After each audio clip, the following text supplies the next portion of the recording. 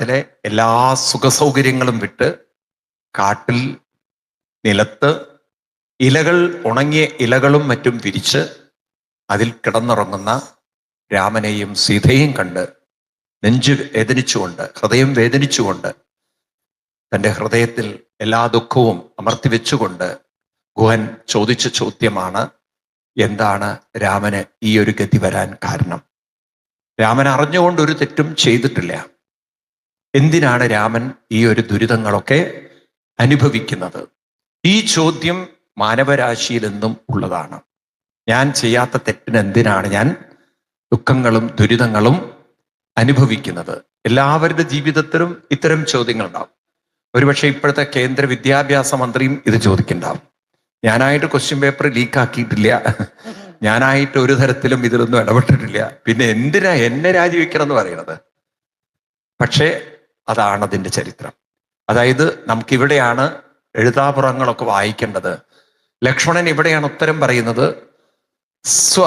അവനവന്റെ ഒരു പൂർവകർമാർജിത ഫലം. എല്ലാവർക്കും പിന്നിലൊരു എന്തുണ്ട്? പൂർവകർമാർജിത ഫലം. മനുഷ്യൻ പഠിക്കേണ്ട ഒരു കാര്യമാണ് കർമ്മവും കർമ്മഫലവും. ഈ ഒരു വിഷയത്തെക്കുറിച്ച് ഭാരതീയർ വളരെയധികം പഠനം നടത്തിയവരാണ്. എന്നാൽ പിന്നീട് വിദേശ ആധിപത്യവും വിദേശ വിദ്യാഭ്യാസം വന്നപ്പോഴാണ് ജീവിതം എന്ന് പറയുന്നത് ഉൾക്കാഴ്ചയില്ലാത്തതായി. ഇപ്പോഴത്തെ ഒരു കാഴ്ചപ്പാടെന്ന് പറയുന്നത് പഠിക്കുക, ജോലി മേടിക്കുക, പണം ഉണ്ടാക്കുക, അടിച്ചു പൊളിച്ച് ജീവിക്കുക, പറ്റിയ മറ്റുള്ളവരെ അടിക്കുക. ഈ സ്വാർത്ഥതയുടെ മത്സരത്തിന്റെ, പോരിന്റെ ഒരു മത്സരത്തിന്റെ ലോകത്തിലാണ് ഇന്ന് നമ്മുടെ കുട്ടികളൊക്കെ വളരുന്നത്. ആണോ? പഠിക്കുന്ന ഏതൊരു കുട്ടിയുടെ മുന്നിലും ഉള്ള ഒരു രണ്ട് വാക്കുകളാണ് മത്സരിക്കണം, മറ്റുള്ളവരോട് മത്സരിക്കുക, എന്നിട്ടോ മറ്റുള്ളവരുടെ തോൽവിയിൽ സന്തോഷിക്കുക. മറ്റുള്ളവർ തോറ്റു എന്ന് പറയുമ്പോൾ അതിലൊരു സന്തോഷം, മറ്റുള്ളവരെ തോൽപ്പിക്കുന്നതിൽ സന്തോഷിക്കുക. അത് മനുഷ്യന്റെ ഒരു മാനസികാവസ്ഥയായിട്ട് മാറിക്കഴിഞ്ഞു.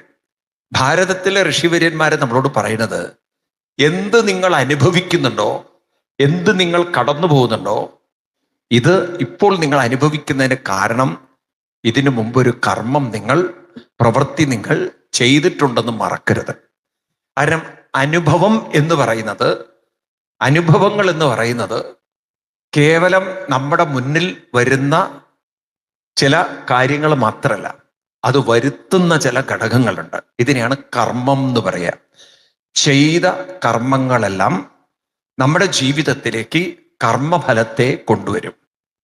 ഇത് മനസ്സിലാവണമെങ്കിൽ നമ്മൾ കുറച്ചൊരു സയന്റിഫിക്കലി ജീവിതത്തെ പഠിക്കണം, ഒരു ശാസ്ത്രീയ രീതിയിൽ ജീവിതത്തെ പഠിക്കണം. ഇന്നിപ്പോ നിങ്ങൾ നോക്കൊരു ആവറേജ് കുട്ടിയോട് ജീവിതത്തെക്കുറിച്ച് ചോദിച്ചാൽ എന്താ പറയാ ഉത്തരം? ഓ, അച്ഛനും അമ്മയും ജന്മം തന്നു, ഇനി മരിക്കുന്നത് വരെ ഇവിടെ ജീവിക്കണം എന്നുള്ളതാണ്. അത്രയേ ഉള്ളൂ. എന്നാൽ ഒരു ശാസ്ത്രീയ രീതിയിൽ ജീവിതത്തെ കാണുമ്പോൾ നമുക്ക് മനസ്സിലാവും, അച്ഛനും അമ്മയും തന്നിരിക്കുന്നത് കേവലം ഈ ശരീരമല്ലേ. ഞാൻ എന്നൊരു വ്യക്തിത്വത്തെ അമ്മയ്ക്ക് അച്ഛനും ഉണ്ടാക്കാൻ പറ്റില്ല. എൻ്റെ ചിന്തകള്, എൻ്റെ ഇഷ്ടാനിഷ്ടങ്ങള്, എൻ്റെ സ്വഭാവം, ഇതൊക്കെ എൻ്റെ ഉള്ളിൽ രൂപപ്പെട്ടത് അച്ഛനും അമ്മയിലൂടെയാണെങ്കിൽ എൻ്റെ വീട്ടിലുള്ള എല്ലാവർക്കും ഒരേ അച്ഛനമ്മമാരല്ലേ, അവരുടെയൊക്കെ സ്വഭാവം എന്നെപ്പോലെ ആവണ്ടേ? ഓരോരുത്തരുടെയും സ്വഭാവം മറ്റുള്ളവരിൽ നിന്നും വ്യത്യസ്തമാണെങ്കിൽ ഇതെവിടുന്ന് വന്നു ഈ വ്യത്യസ്തത? പഠിക്കേണ്ടതില്ലേ? അപ്പോഴാണ് നമുക്ക് പഠിക്കണമെങ്കിൽ എന്ത് വേണം? അതിന് ഗുരുത്വം വേണം. നമുക്ക് അങ്ങനെ ഒരു വിദ്യാഭ്യാസമില്ല. നമ്മളുണ്ടല്ലോ ഫിസിക്സും സ്പിരിച്വാലിറ്റിയും ചേർത്ത് പഠിക്കുന്നവരല്ല. ഭാരതത്തിൽ ഇന്നത്തെ ആധുനിക ഫിസിക്സും ആത്മീയതയും ചേർത്ത് പഠിച്ചവരാണ് ഭാരതത്തിലെ മഹാന്മാര്. ഫിസിക്സ് ഒക്കെ പിന്നീടാണ് വന്നത്. ആത്മീയത ശരിക്കും പറഞ്ഞാൽ ഒരു ഫിസിക്സ് ആണ്. ആത്മീയത എന്ന് പറയുന്നത് ആധുനിക ഫിസിക്സ് ആണ്, ഊർജതന്ത്രമാണ്. ഊർജത്തെക്കുറിച്ചുള്ള അറിവാണല്ലോ ഫിസിക്സ് എന്ന് പറയുന്നത്. അപ്പൊ അവിടെ പഠിപ്പിക്കുന്ന ഒരു കാര്യം, നിങ്ങൾ ഗീതയിലെ 2-ാം അധ്യായത്തിലെ 28-ാം ശ്ലോകം പഠിക്കണം, 16-ാം ശ്ലോകം പഠിക്കണം. അപ്പൊ നിങ്ങൾക്കിത് മനസ്സിലാവും. അപ്പൊ അവിടെ കൃഷ്ണൻ ഗീതയിലെ 2-ാം അധ്യായത്തിലും 28-ാം ശ്ലോകത്തിൽ പറയുന്നുണ്ട്, അവ്യക്താധീനി ഭൂതാനി വ്യക്തമധ്യാനി ഭാരത് അവ്യക്ത നിധനാനേവ തത്രക പരിദേവന. സത്യത്തിൽ ഹിന്ദുക്കൾ ഗീത പഠിച്ചിരുന്നെങ്കിൽ നമുക്ക് ജീവിതത്തെ കുറെ കൂടി മനോബലത്തോടുകൂടി കാണാൻ സാധിക്കുമായിരുന്നു. ജീവിതത്തെ കുറെ കൂടി മനോബലത്തിൽ. ഇനി നമുക്ക് അങ്ങനെ റൂള് വരണം, അമ്പലത്തിൽ പോകണം ഗീത പഠിക്കണം എന്ന്. അത് ഗീത പഠിച്ചവർക്കേ അമ്പലത്തിൽ പ്രവേശനമുള്ളൂ എന്നുള്ളൊരവസ്ഥ വരണം. അപ്പൊ ഖുറാൻ പഠിച്ചവർക്ക് അവര് പള്ളികളില് അവർക്ക് പോകാൻ പറ്റുള്ളൂ. അപ്പൊ മുസ്ലിങ്ങൾക്ക് ഖുറാൻ കമ്പൽസറി ആവുന്ന പോലെ ഹിന്ദുക്കൾക്ക് ഏത് കമ്പൽസറി ആവണം? ഗീത കമ്പൽസറി ആയല്ലോ ക്രമേണ ഹിന്ദുമതം നന്നാവും. കാരണം അറിവുണ്ടാവും നമുക്ക്. കാരണം ഗീത പഠിക്കുമ്പോൾ നിങ്ങൾക്ക് അതിനെ കുറിച്ചൊരു ബോധം ഉണ്ടാവും. അപ്പൊ അവിടെ ഗീതയിൽ 28-ാം ശ്ലോകത്തിൽ കൃഷ്ണൻ പറയുന്നുണ്ട്, ഇപ്പോൾ വ്യക്തമായി നിങ്ങൾ എന്തനുഭവിക്കുന്നു, ഇപ്പോൾ നമ്മുടെ ജീവിതത്തിൽ എന്തൊക്കെ നിങ്ങൾക്ക് വ്യക്തമായി അനുഭവങ്ങളുണ്ടോ, ഇതെല്ലാം മുമ്പ് ചെയ്ത കർമ്മങ്ങളുടെ അവ്യക്തമായ, അന്ന് ചെയ്ത കർമ്മങ്ങളുടെയൊക്കെ അവ്യക്തമായ കർമ്മഫലങ്ങളാണ്. അപ്പൊ നമ്മൾ കർമ്മം ചെയ്യുമ്പോൾ അറിയുന്നില്ല ഇതിനെല്ലാം ഒരു കർമ്മഫലമുണ്ട്. കാരണം ഇതൊരു ചക്രമാണ്. ആരിൽ നിന്ന് കർമ്മം പുറപ്പെട്ടോ പ്രവൃത്തി പുറപ്പെട്ടോ അതിൻ്റെ ഫലവും അവരിൽ തന്നെ വന്നു ചേരണം. നിങ്ങൾ നോക്കൂ, ഭൂമി ഉരുണ്ടതാണ്. ഒരു സാറ്റലൈറ്റ് ഭൂമിക്ക് ചുറ്റും കറങ്ങിക്കഴിഞ്ഞാൽ അത് എവിടെ നിന്നാണോ കറങ്ങാൻ തുടങ്ങിയത് അതിൽ തന്നെ ചെന്ന് ചേരും. ഇപ്പോഴാണെങ്കിൽ പാലക്കാട്ടുകാരനായ ഒരാള് ഇന്റർനാഷണൽ സ്പേസ് സ്റ്റേഷനിൽ ഇരിക്കുന്നുണ്ട്. ഇപ്പൊ ഞാനും നിങ്ങളൊക്കെ ഇവിടെ രാമായണത്തിൽ ഇരിക്കുന്നത് ഒരുപക്ഷെ അനിൽ മേനോൻ കാണുന്നുണ്ടാവും. അദ്ദേഹത്തിന്റെ പേര് അനിൽ മേനോൻ എന്നാണ്. അദ്ദേഹം ഒറ്റപ്പാലത്തുകാരനാണ്. അദ്ദേഹം ഇപ്പൊ സ്പേസ് സ്റ്റേഷനിൽ, ഇന്റർനാഷണൽ സ്പേസ് സ്റ്റേഷനിൽ ഇരുന്നുകൊണ്ട് ഒരുപക്ഷെ ഇവിടെ നമ്മൾ കണ്ണാടിയിൽ ഇരുന്ന് രാമായണം വായും പൊളിച്ച് കേൾക്കുന്നത് അയാൾ കാണുന്നുണ്ടോ. ഇത്രയും ആൾക്കാരൊക്കെ ഇവിടെ ഇരുന്നിട്ട് രാമായണം കാണുന്നുണ്ടോ, രാമായണം കേൾക്കുന്നുണ്ടോ? അപ്പോ ഈ തരത്തിൽ സ്റ്റേഷനിൽ ഇരുന്നുകൊണ്ട് ഭൂമിയെ വലയം വെക്കുന്നു. അപ്പൊ ഒരു പ്രാവശ്യം ഭൂമിയെ വലയം അവർ വെക്കുമ്പോൾ എവിടെ നിന്നാണോ പുറപ്പെട്ടത് ആ പോയിന്റിലേക്ക് അവർ തിരിച്ചെത്തുന്നു. ഇതുപോലെയാണ് കർമ്മവും. എവിടെ നിന്നാണോ കർമ്മം പുറപ്പെട്ടത് അയാളിൽ തന്നെ കർമ്മം തിരിച്ചെത്തും. അതാണ് രത്നാകരന്റെ ഭാര്യ രത്നാകരനോട് പറഞ്ഞത്, കർത്താവൊഴിഞ്ഞ് അന്യൻ ഭുജിക്കുമോ, താൻ നിരന്തരം ചെയ്യുന്ന കർമ്മങ്ങൾ താൻ. അപ്പൊ രാമൻ ഇപ്പോൾ കാട്ടിൽ ഇങ്ങനെ നെറുനിലത്ത് കടക്കുന്നത് കണ്ടപ്പോൾ ലക്ഷ്മണൻ പറഞ്ഞു കൊടുക്കുകയാണ്, സ്വകർമ്മ പൂർവകർമാർജിത ഫലം. ഓരോരുത്തരും ചെയ്യുന്ന പൂർവകർമ്മങ്ങളുടെ ഫലം നമ്മുടെ ജീവിതത്തിൽ നമ്മൾ കടന്നുപോയേ പറ്റുള്ളൂ. അതുകൊണ്ട് 2 വാക്കുകൾ ഞാൻ രാവിലെ പറഞ്ഞു നിങ്ങളോട്. 2 വാക്കുകൾ നമ്മൾ ഹിന്ദുക്കൾ ഉറപ്പിച്ചു വെക്കണം. ഒന്ന്, ജീവിതത്തിൽ എന്ത് കടന്നു വരുമ്പോഴും പറയണം എന്താണ്? കർമ്മഫലമാണ് എന്ന് പറയണം. 2, ഇത് ദൈവ നിയോഗമാണ്, ഇതിനെ തരണം ചെയ്യേണ്ടതാണ്, ഇതിനെ ഞാൻ തരണം ചെയ്യേണ്ടതാണ്. അപ്പൊ ആ തരണം ചെയ്യാനുള്ള ഒരു മനോബലം നമുക്കുണ്ടാവാനാണ് അനുഷ്ഠാനങ്ങൾ വേണ്ടത്. ഇപ്പൊ നമ്മൾ പാരൻസ് ഉണ്ടല്ലോ ചെയ്യുന്ന ഏറ്റവും വലിയ മഹാപരാധം എന്താന്ന് വെച്ചാൽ, നമ്മുടെ കുട്ടികൾ വളർന്നു വരുമ്പോൾ, പ്രത്യേകിച്ച് ഇന്നത്തെ തലമുറയൊക്കെ നമ്മൾ പഠിപ്പിക്കണം. ഇത് നിങ്ങളിപ്പോൾ അവരെ വളർത്തിക്കൊണ്ടുവരുന്ന രീതി തെറ്റാണ്. അതായത് വെറും വിദ്യാഭ്യാസവും ട്യൂഷനും മറ്റുമായി വളർന്നു വരുമ്പോൾ ജീവിതത്തിൽ എന്തെങ്കിലുമൊക്കെ നമ്മുടെ ജീവിതത്തിൽ നേരിടേണ്ടതായിട്ടുള്ള പ്രത്യാഘാതങ്ങൾ ഉണ്ടെങ്കിൽ, മനസ്സിലായില്ലേ? ഇപ്പൊ നോക്കൂ, നിങ്ങൾ ഡൽഹിയില് അവിടെ ജന്തർ മന്തറിൽ പോയി കുറെ പേര് പ്രതിഷേധിച്ചു. അത് ചിലർക്ക് നല്ലവണ്ണം അടി കിട്ടിയിട്ടുണ്ട് പോലീസുകാരെടുത്തുനിന്ന്. ചിലർക്കാണെങ്കിൽ അവർക്ക് ചില ഈ പാലറ്റ് വെച്ചിട്ട് ഷൂട്ട് ചെയ്തിട്ട് അതിൻ്റെ അപകടങ്ങളുണ്ട്. ഇപ്പൊ ചിലർക്ക് നല്ല അടി കിട്ടി ആകെ അപകടത്തിലായി. ചിലരാണെങ്കിൽ മോഡി ചീത്ത പറഞ്ഞു. ഇനിയിപ്പൊ അവര് വേറെ അനുഭവങ്ങൾ അനുഭവിക്കാൻ പോവാണ്. അപ്പൊ ഈ തരത്തിൽ പലതിലും കൂട്ടിച്ചേരുമ്പോൾ തനിക്ക് ചില ദുരന്തങ്ങളും കൂടിയും അനുഭവിക്കേണ്ടതുണ്ടെന്ന് അവര് അറിയുന്നില്ല. അടുത്ത കാലത്താണ് നിങ്ങൾ വായിച്ചു കാണും, ഉസ്ബെക്കിസ്ഥാനിൽ ഇവിടുന്ന് ഒരു കുട്ടി ആലപ്പുഴ ഉള്ളൊരു കുട്ടി മെഡിസിന് ചേർന്നു. അപ്പൊ അവളുടെ കൂട്ടുകാരനായിട്ടുള്ള ഒരു മുസ്ലിം പയ്യൻ അവളെങ്ങനെ മതം മാറാൻ വേണ്ടി പ്രേരിപ്പിച്ച് അവളെന്തോ എതിർത്ത് പറഞ്ഞപ്പം ലാപ്ടോപ്പ് കൊണ്ട് തലയ്ക്കൊന്ന് കൊടുത്തു. ആ കുട്ടി മരിച്ചുപോയി. വായിച്ചിട്ടുണ്ടാകും പത്രത്തിൽ, അടുത്ത കാലത്ത് നടന്നതാണ്. അപ്പൊ നോക്ക്, ആ കുട്ടി മെഡിസിന് പഠിക്കാൻ പോയതാണ്, മരിക്കുന്നു വിചാരിച്ചു പോയതല്ല. അപ്പൊ ചില ജീവിതത്തിൽ ഉണ്ടാകുന്ന പ്രത്യാഘാതങ്ങളിലൂടെ മനുഷ്യൻ കടന്നു പോകേണ്ടതുണ്ട്. ഉണ്ടോ ഇല്ലയോ? ഇത് നമ്മൾ കുട്ടികൾക്ക് പറഞ്ഞു കൊടുക്കുന്നില്ല. ജീവിതം എപ്പോഴും നിങ്ങൾ വിചാരിക്കുന്ന കണക്ക് കൂട്ടുന്നത് പോലെ ആവില്ല. ജീവിതത്തിൽ ചില നെഗറ്റീവായിട്ടുള്ള അനുഭവങ്ങളും പ്രതികൂലങ്ങളായ അനുഭവങ്ങളും ഉണ്ടാവാം. രാമൻ ഉണ്ടായതുപോലെ നോക്കൂ, കൃഷ്ണൻ അവതാരമാണ്. ആ അവതാരമായ കൃഷ്ണന് പോലും, ദേവകീ ദേവി പ്രസവിച്ച കൃഷ്ണന് പോലും കംസനെ ഭയന്ന് ഗോകുലത്തിൽ പോയി താമസിക്കേണ്ടതായി വന്നിട്ടുണ്ടെങ്കിൽ അവതാരങ്ങൾക്ക് പോലും പ്രതികൂലമായ ജീവിത സാഹചര്യങ്ങളെ കടന്നു പോകേണ്ടതായിട്ടുണ്ട്. ഉണ്ടോ? ഉണ്ടോ ഇല്ലയോ? ഇത് നേരിടാൻ എന്ത് വേണം? മനോബലം വേണം. അതിനാണ് നമ്മൾ ക്ഷേത്രങ്ങളിൽ പോയി അനുഷ്ഠാനങ്ങളൊക്കെ ചെയ്യുന്നത്. ഈ അനുഷ്ഠാന സംസ്കാരമാണ് മനോബലം ഉണ്ടാക്കുന്നത്. ഇത് ഏത് അച്ഛനും അമ്മയും പറഞ്ഞു കൊടുക്കുന്നത്? അതിനു പകരം അച്ഛനും അമ്മയും പ്രാർത്ഥിക്കുകയാണ് മക്കൾക്ക് വേണ്ടി. അച്ഛനെ വിടും, അമ്മ പ്രാർത്ഥിക്കുകയാണ്. നിങ്ങൾ ഈ പ്രാർത്ഥന എന്നുള്ള വാക്ക് മാറ്റിവെക്കണേ.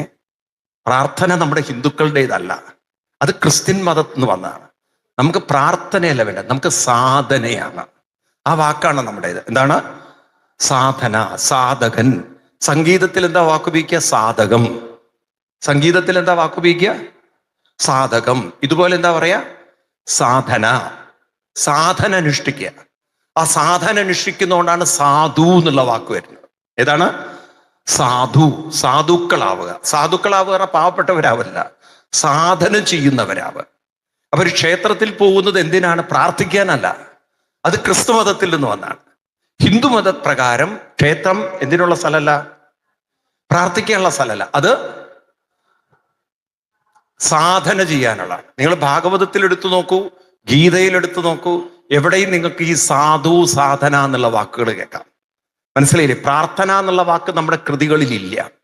അതൊക്കെ പിന്നീട് വന്നതാണ്, വന്നു ചേർന്നാണ്.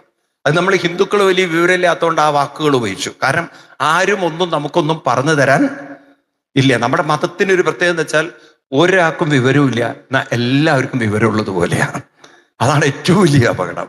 ഒരു വിവരവും ഒരാൾക്കും ഇല്ല, എന്നാൽ എല്ലാവർക്കും എല്ലാ വിവരം ഉള്ളത് പോലെയാണ്. ആണോ? ആണോ അല്ലയോ? അതാണ്. എല്ലാവരും അങ്ങനെ ആയിപ്പോയി. അതുകൊണ്ട് മക്കൾ എന്ത് വിചാരിച്ചു? ഈ അച്ഛനും അമ്മയ്ക്കും വിവരമുണ്ടെന്നാണ് അവര് വിചാരം. പിന്നെ അവർക്ക് മനസ്സിലായി ഇവർക്ക് ഒട്ടും വിവരമില്ല എന്ന്. പിന്നെ അവർ അച്ഛനും അമ്മയും പറഞ്ഞാൽ അവരോട് പറയും നിങ്ങൾക്ക് വിവരം ഉണ്ടായിരിക്കുന്ന. മനസ്സിലായില്ലേ? ആ രീതിയിലൊക്കെ ആയിപ്പോയി നമ്മുടെ ഹിന്ദുമതം. അപ്പൊ ഇതിലൊക്കെ ഒരു മാറ്റം ഉണ്ടാവണ്ടേ? വേണോ വേണ്ടയോ? അതാണ്. ഇപ്പൊ രാമൻ കാട്ടിലേക്ക് പോയത് പറയുമ്പോൾ നമ്മൾ ചിന്തിക്കുമ്പോൾ നമ്മൾ പറയണം, അവതാരങ്ങളായാലും പ്രതികൂല അനുഭവങ്ങളെ തരണം ചെയ്യേണ്ടതുണ്ട്. പറയൂ. അവതാരങ്ങളായാലും പ്രതികൂല ജീവിത സാഹചര്യങ്ങളെ തരണം ചെയ്യേണ്ടതുണ്ട്. അപ്പൊ നമ്മളായാലും എന്തുണ്ടാവണം?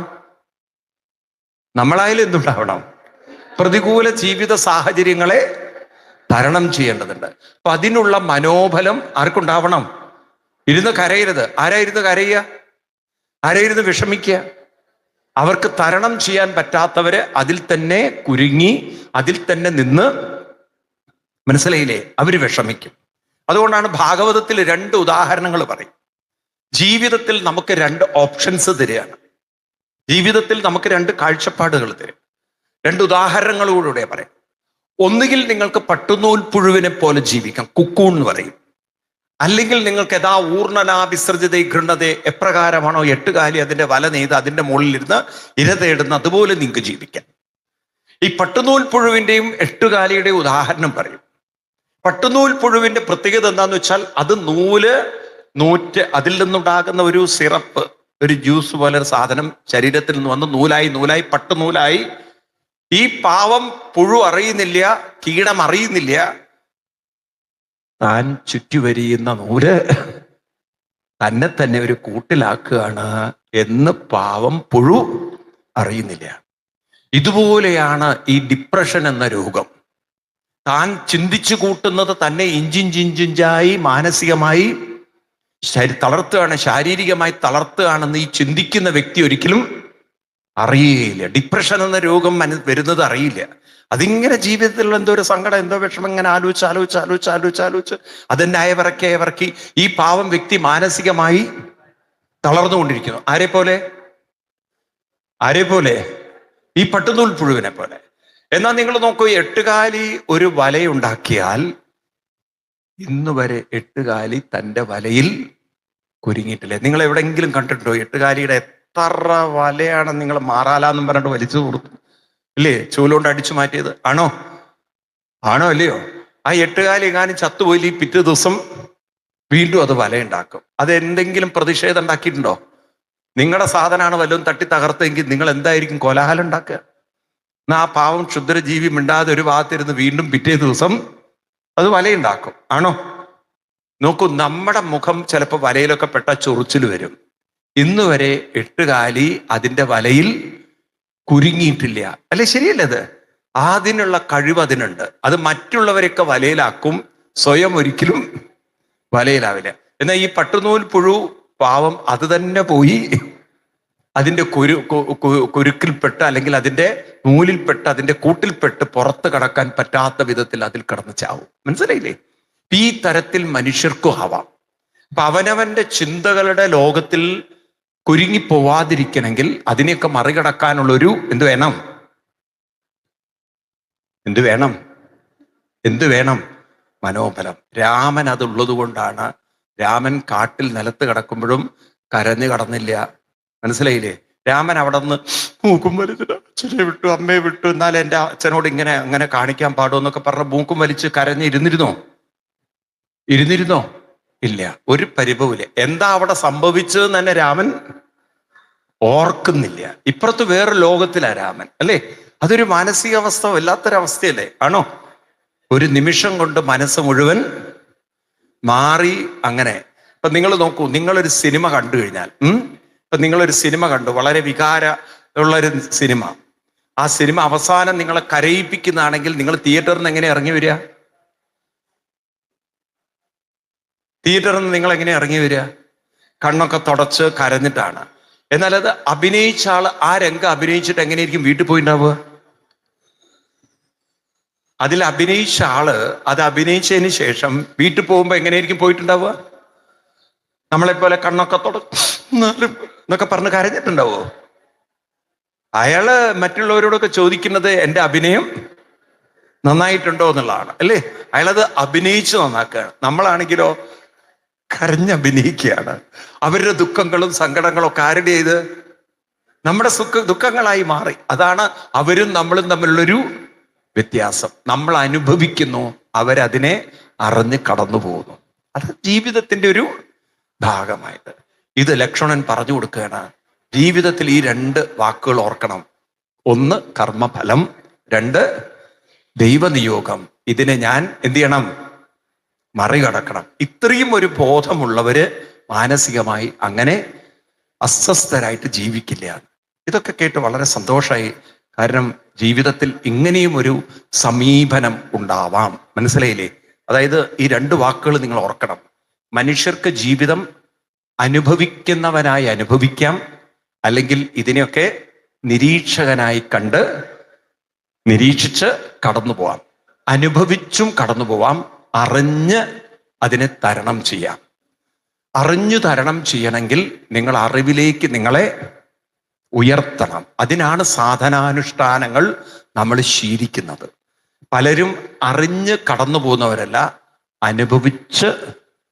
അനുഭവിച്ച് അതിൽ തന്നെ കൂടുതൽ ദുഃഖിതരായി അങ്ങനെ ജീവിതം തീർക്കുന്നവരാണ്. മനസ്സിലായില്ലേ? അത് നമ്മൾ അറിയുന്നില്ല. ഇപ്പൊ നമ്മൾക്ക് ദുഃഖം എന്നൊക്കെ പറഞ്ഞാൽ മനസ്സിലാവില്ല. ദുഃഖം എന്നുള്ള വാക്കിന്റെ അർത്ഥം നമുക്ക് പറഞ്ഞാൽ മനസ്സിലാവില്ല. നിങ്ങൾ അറിയുന്നില്ല ദുഃഖം എന്ന് പറയുന്നത് നിങ്ങളുടെ ഇല്ലായ്മകളും പോരായ്മകളും കുറവുകളും മനസ്സിങ്ങനെ ചിന്തിച്ചുകൊണ്ടിരിക്കുന്നത്, അയവിറക്കിക്കൊണ്ടിരിക്കുന്നത്. മനസ്സിലായില്ലേ? ഇപ്പൊ കാലിനൊരു അസുഖം ഉണ്ടെങ്കിൽ നിങ്ങൾ അറിയില്ല, മനസ്സിരുന്ന് ഇങ്ങനെ 4 മുട്ടിന് ശരിയില്ല, മുട്ടിന് വയ്യ, ഇങ്ങനെ നാമം ചൊല്ലിക്കൊണ്ടിരിക്കുകയാണ്. നാരായണ എന്നല്ല ചൊല്ലുന്നത്. ഏതാ ചൊല്ലേണ്ടത്? മുട്ടിന് വയ്യ, മുട്ടിന് വയ്യ, മുട്ടിന് വയ്യ, മുട്ടിന്. ഇതിങ്ങനെ ജപിച്ചുകൊണ്ടിരിക്കേണ്ട മനസ്സ് നിങ്ങൾ അറിയുന്നില്ല. ഇതാണ് ദുഃഖം എന്ന് നിങ്ങൾ അറിയുന്നില്ല. എന്തുകൊണ്ടാണ് അതിന് ദുഃഖം എന്ന് പറയാൻ കാരണം? നിങ്ങൾക്കത് ദുഃഖമല്ല. കാരണം നിങ്ങളങ്ങനെ പാടി ശീലിച്ചതുകൊണ്ട് നിങ്ങളത് ദുഃഖമാണെന്ന് അറിയുന്നില്ല. അത് എപ്പോഴാ ദുഃഖം ആവുന്നതെന്നറിയോ? കുറെ കഴിഞ്ഞാൽ ഇതിന്റെ വേദന അങ്ങോട്ട് കൂടുമ്പോഴാണ് അത് ദുഃഖമായി മാറുന്നത്. അപ്പൊ എന്താ അത് വേദന കൂട്ടാനുള്ള കാരണം? നിങ്ങളതിനെ ഓർക്കുന്നതാണ് അതിൻ്റെ വേദനയ്ക്കുള്ളൊരു കാരണം എന്നുള്ളത് നിങ്ങൾ അറിയില്ല. അതിപ്പോ നിങ്ങൾക്ക് മനസ്സിലാവില്ല. അതുകൊണ്ട് എത്ര നിങ്ങൾ മനസ്സിനെ അതിൽ നിന്നും മാറ്റിയെടുക്കും. അതിനാണ് നമുക്ക് 2 വാക്കുകൾ. 1 കൃത്യനിഷ്ഠയും, 2 അനുഷ്ഠാനവും. എന്താണ് കൃത്യനിഷ്ഠയും അനുഷ്ഠാനം? ഇപ്പൊ നിങ്ങൾ മനസ്സിനോട് പറയാം, രാവിലെ 4 മണിക്ക് എണീക്കണം. അപ്പൊ പിന്നെ മനസ്സിന് കിടന്നുറങ്ങാനുള്ള ഒരു ശീലം ഉണ്ടാവില്ല. പിന്നെ നിങ്ങൾ പറയണം, ഞാൻ ഇന്നത് ചൊല്ലും, ഇന്നത് ചൊല്ലും, ഇന്നത് ചൊല്ലും, ഇന്നത് ചൊല്ലും. അത് ചിട്ടപ്പെടുത്തി കഴിഞ്ഞാൽ മനസ്സതെല്ലാം ചൊല്ലി പരിശീലിക്കും.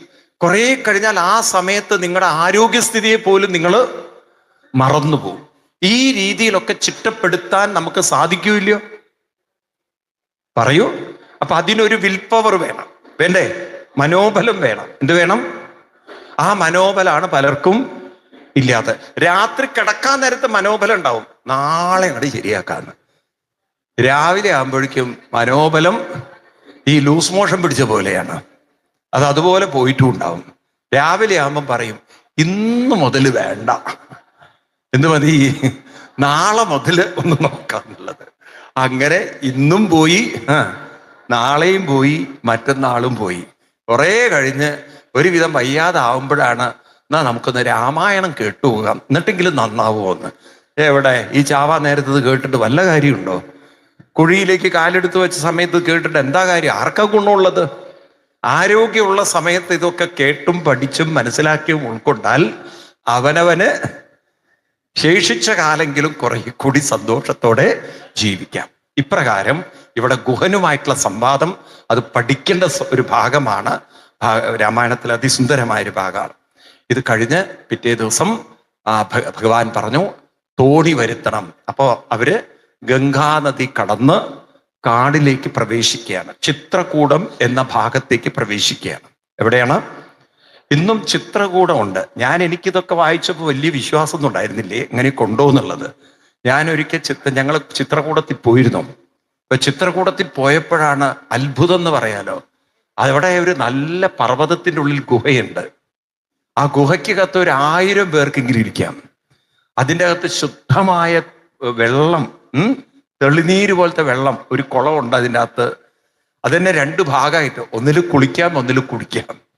എന്താ ഒരു സംവിധാനം ഒരുക്കിയിരിക്കും, പ്രകൃതി ഒരുക്കിയിരിക്കുന്നതാണ്. അപ്പൊ രാമൻ കാട്ടിൽ പോയി ഇങ്ങനെയൊക്കെയുള്ള സ്ഥലങ്ങളിൽ പോയി താമസിക്കുമ്പോൾ പ്രകൃതി തന്നെ അങ്ങനെയുള്ള സ്ഥലങ്ങൾ ഈ ഭാരതഭൂമിയിൽ അങ്ങനെ എത്ര സ്ഥലമുണ്ട്. ഗുജറാത്തിൽ പോയപ്പോഴാണ് അവിടെ ഒരു സ്ഥലമുണ്ട്. ആ ഗുഹയുടെ പേര് ജാംബവാൻ ഗുഹ എന്നാണ്. എന്താണ്? അതിലേക്ക് ഇറങ്ങി ചെല്ലുമ്പോണ്ടല്ലോ, അതിൻ്റെ ഉള്ളിൽ ഒരു ശിവലിംഗവും ഒക്കെ ആയിട്ട് സ്വയംഭൂവാണ്. ജാംബവാൻ പൂജിച്ചാണെന്നൊക്കെയാണ് ആളുകളുടെ വിശ്വാസം. അതിൻ്റെ ഉള്ളിലുണ്ടല്ലോ എത്ര ആൾക്കാർക്ക് ഒരു 100-200 പേർക്ക് നിൽക്കാം. വളരെ നല്ല സൗകര്യം, എയർ കണ്ടീഷൻ റൂം, അത്രയും സൗകര്യം. അതിൻ്റെ അകത്തുകൊണ്ട് വെള്ളം ഇങ്ങനെ ഒരു ഭാഗത്തൂടെ കിരിഞ്ഞു വരുന്നു. അപ്പൊ വേണമെങ്കിൽ അവിടെ ഒരു ചെറിയ കുഴി കുത്തിയിട്ട് അവിടെ ഉണ്ട്. അതിൽ വെള്ളം നിറച്ചു കഴിഞ്ഞാൽ വെള്ളത്തിന് വേണ്ടി പുറത്ത് പോകേണ്ടതില്ല, ബാത്റൂമിലേക്ക് പോകാൻ വേണ്ടി മാത്രം പുറത്തു പോയാൽ മതി. ബാക്കി എല്ലാ സംവിധാനവും എവിടെയുണ്ട്? അതിൻ്റെ അകത്തുണ്ട്. അത്ര ഒരു ഗംഭീരം. ഇതൊക്കെ നമുക്ക് എങ്ങനെ സംഭവിക്കുമോ എന്നൊക്കെ ചോദിച്ചു കഴിഞ്ഞാൽ, പ്രകൃതിയിൽ ഇങ്ങനെയൊക്കെ ഉള്ളത് കാണുമ്പോൾ നമുക്കൊരു പക്ഷേ ഈ കഥയൊക്കെ പറയുമ്പോൾ അതൊരു കണക്ഷൻ ചെയ്യാൻ പറ്റും. മനസ്സിലായില്ലേ? ഇങ്ങനെ നദീതീരത്ത്, താമസ നദീതീരത്ത് ഇതുണ്ട് എന്ന് പറയുമ്പം ആ നദീതീരത്ത് തന്നെയാണ് ഇതൊക്കെ കാണുന്നത്. ഏതായാലും രാമായണത്തിൽ ശ്രീരാമസ്വാമി കാട്ടിൽ പോയി ഒരു ഭാഗത്ത് അങ്ങനെ താമസിക്കുകയല്ല. രാമൻ അവിടെ നിന്നും യാത്ര പുറപ്പെടുകയാണ്. എങ്ങോട്ടാണ് രാമൻ പോയത്? കൈകേയി എന്താണ് ആവശ്യപ്പെട്ടത്? 14 വർഷം വനവാസം രാമന് വിധിച്ചിരിക്കണം, വനത്തിൽ താമസിക്കുക. ഇപ്പൊ രാമന് വേണമെങ്കിൽ എവിടെയെങ്കിലും ടെൻ്റൊക്കെ കെട്ടി, ഇന്നിപ്പോ അന്നത്തെ കാലത്ത് ടെൻ്റ് ഇല്ല, ആരോടെങ്കിലുമൊക്കെ പറഞ്ഞ്, ഗുഹനോടൊക്കെ പറഞ്ഞ് ഒരു ഷെഡൊക്കെ കെട്ടി, ഇല്ലേ, ഒരു പർണശാല പോലെ എന്തെങ്കിലും കെട്ടി അവിടെ അങ്ങോട്ട് താമസിച്ചാൽ മതിയെന്ന്. പക്ഷെ രാമൻ അതല്ല ചെയ്തത്. രാമൻ എന്താ ചെയ്തത്?